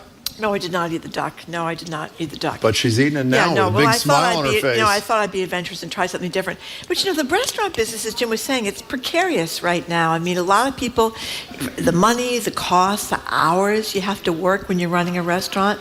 So, I mean, you could have been a computer programmer maybe, or a coder or something. You know, it is precarious. I mean, are you worried? And you're on the edge all the time. I mean, how do you feel about that? I mean, I see you got a wedding ring on there. How did your wife feel about that? So both our wives are actually partners in the business. Yes. Okay. And, you know, my wife would be the first to tell you it's ridiculous. But, yeah. you know, it's a passion of ours. And the truth is, it's a labor of absolute love. You know, and I can't speak for Bipla, but me personally, when I realized I like being in the kitchen more than I like being in class, it was it for me. Did you see The Bear, you guys? Have you seen The Bear? Yes. Okay, Yes, so I have. we had one of the stars on, I don't know, 3-4 weeks ago. And it's pretty, for those who haven't seen it, this is not a pleasant kitchen to be It's a in. I mean, there nervous are a lot of wonderful breakdown people kitchen. who I think love each other, but it's pretty intense and often angry. So, and most people in the business say that sadly adequately reflects the reality, not just of that workplace, but a lot of workplaces now. So starting with you, Kwesi, how do you avoid that kind of thing? And that's got to be pretty intentional, to use Bipla's word too, does it not? Yeah. So sadly enough, that show was extremely accurate. Let's start there. Unfortunately, it's not. And it comes down to leadership. That's where it really comes from. In the past, the kitchen, the restaurant environment has always been very tumultuous. And, you know, I feel like that stereotype has always been perpetuated by food shows and, you know, like the crazy screaming chef and just throwing things. But really, and, you know, in the beginning parts of my career, that's what I thought. Like, if you're going to be a chef, you have to be crazy, you know. And cruel. And cruel. Really? But realistically, it's not a thing. I think it comes down to leadership and what that means in terms of team. And, you know, if the environment is created by whoever's driving the bus, and you choose to decide what that culture is. Did I read one of you in your prior restaurant life before every meal would eat with your whole staff? Which one of you in an interview said that? Both of you? Yeah, I mean, we do that now. You do that now? Yeah. So, you know, answering your question earlier, what we are trying, so both Kwesi and myself, we've been in this industry for like 15, 18 years. We've seen all the sides, the dark side, you know, the good side. We've come across like all wonderful people. It's a really great industry. And that's what we do, what we love to do. It was fun. And, right. It's fun. And, you know, and this is what we love to do. Our passion is this. And if we want cooking or serving, we'll be doing something related to food or culture. But what we're trying to create at Comfort Kitchen, our team is very small and very intimate. So a lot of our core team, we've been working together for the past. I mean, Kwesi and Shelly has been together for 10 years now. 10 years together. Congratulations. Right? Our most recent team has been together for 3+ years. Yeah. So, you know, I don't think Kwesi will wake up one day and start throwing pans at them. That's not going to happen. And by the way, we should have said comfortkitchenbos.com is where people can check out, and then we'll find out the actual date of this secret opening later in Sign October. up for newsletter. Oh, we can do that on the thing? Yes, absolutely. You know, one last thing before you guys go. You talked about doing the pop-up thing before. Just for people who may not know exactly what a pop-up is, what is a pop-up? So a pop-up is essentially kitchen crew goes into another restaurant and take it over, and it might be a day or it might be a couple of days. For us, we were fortunate enough to do Little Dipper in JP for 8 months. And that's what, like, it was more of a residency than a one-off pop-up. Okay. And there might be an established restaurant, but you take it over with your menu for whatever the time frame may be. Okay. So we're going to be there. I'm telling you right now. We're going to be there opening week. I'm going to hold you to that. Well, no, you don't have to. You have to hold her to it. You don't have to worry about me. We will be there. I'll come. I like okra. There you go. Nice. We're excited. Congratulations. It sounds great. We're really excited about the concept, the whole deal, and wish you a lot of luck. And we hope people patronize And let me tell you something. Sometimes people come here from restaurants or they come in from bakeries and they're going to talk about their bakery or the restaurant. You know what they do? They don't bring us food. And that is really upsetting. Oh, no. But I knew you guys were bringing food. wouldn't let us down. So I've been very thrilled. I've been waiting all day to eat this, and it's delicious. And congratulations. And thank you very much for being here. Thank you both, gentlemen. Really good to see you. Can we get a couple minutes for shout-outs? Oh, Yeah, sure. go right ahead. Go ahead. All right, so Okay. my wife, Nyako, Good one. and my baby, Justice, who is turning 5 months in a week. Oh, congratulations. I'm sure your baby's really happy about the shout-out. Go ahead. What else you got? Rita, who is Kwesi's wife, and Rita is the one who does all our brand and marketing. We have a huge presence online, even though we didn't have our own location for the last couple years. Great. And my wife works for, strategy, business development in the back. So she's the one who actually brings the team together. We have Kai Davenport, who is our bar manager, who's been with us for the last 3 years. Shelly Nation, who's going to be with us and has been with Kwesi's side for the last 8-10 years. How she's done it, I don't know. You want to mention any of your neighbors too? Or? No, but the pop-ups, because these are, we, in the spirit of collaboration, we've been able to work with a lot of friends and folks that have supported us in this journey. And you can take it. Yeah, so we were in Waltham with Sweet Basil. Oh. Yeah. Oh, So they're great. Yeah, we were there for a couple months. Dave has been really awesome friend of ours. Tanam in Bow Market, Ellie and her team. Irene Lee from Mamie. Oh, we love Irene. She's wonderful. Huge support for us. Yeah. Jim and Marjorie, huge supporters. I know you're going to say that in a minute, so I figured I'd save you some time. Adam and Priscilla from Exodus Bagel, Cassandra from Fresh Food Generation. It's only a 3-hour show. He's like we have all the time in the world. It's like the Academy Awards, In all seriousness, guys, we were thrilled to have you. Yeah, you know what else is a great name? Comfort Kitchen. That's a great name. Thank you. Thank you so much for coming in. Congratulations. We will see you at your place, Bipla Rai and Kwesi Kwa. I'm sorry. Kwesi. I'm sorry. Of Comfort Kitchen, opening soon in Upham's Corner in Dorchester. Thank you very much, and my apologies. I'm not very good with names. Anyway, we are done for today, are we not? No, we're actually not. Oh, we are. Yeah, we are. Don't go anywhere yet. Sit tight for a second. We're done. But you can keep up with us 24/7 by way of our podcast. Tomorrow we're going to be joined by our medical ethicist, Art Kaplan, our national security expert, Juliet Kayyem, the NAACP's Michael Curry, and MIT economist John Gruber, who, of course, is one of the architects of the Affordable Care Act. We want to thank our crew, Zoe Matthews, Aidan Conley, Mackenzie Farkas. Additional support provided by Gia Orsino, Brendan Dede, and Fernando Cervantes. Our engineer is John the Claw Parker. Our executive producer is Jamie Bologna. We want to give special thanks to our on-site team, Evelyn Brito, Steve Barashi, and Angelica Marrero. What's on TV, Jim? Well, by the way, we should also make an announcement. At the end of the show, Biplo will be out on Boylston Street announcing more people he wants to thank. We ran out of time, so unfortunately.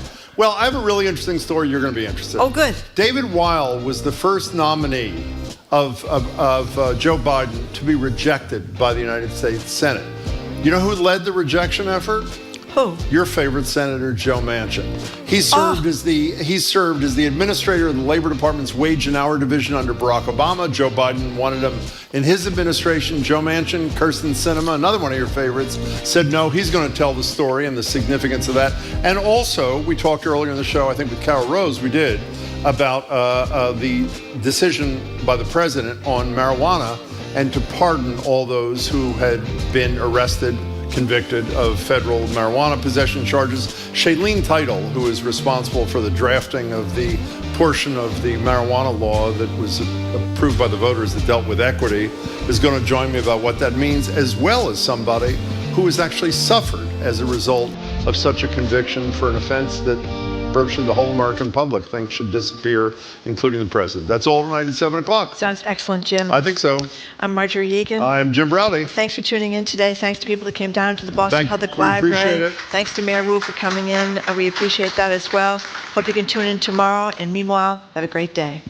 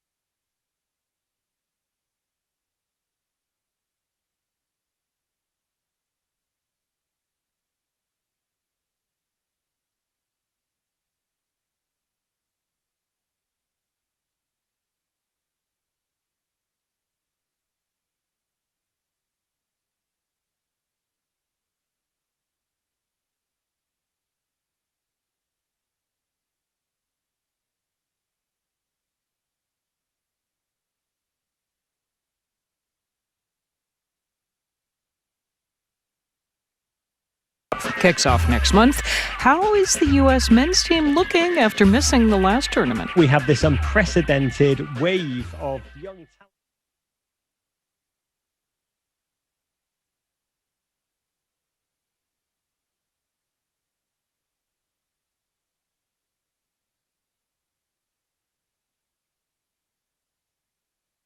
'89.7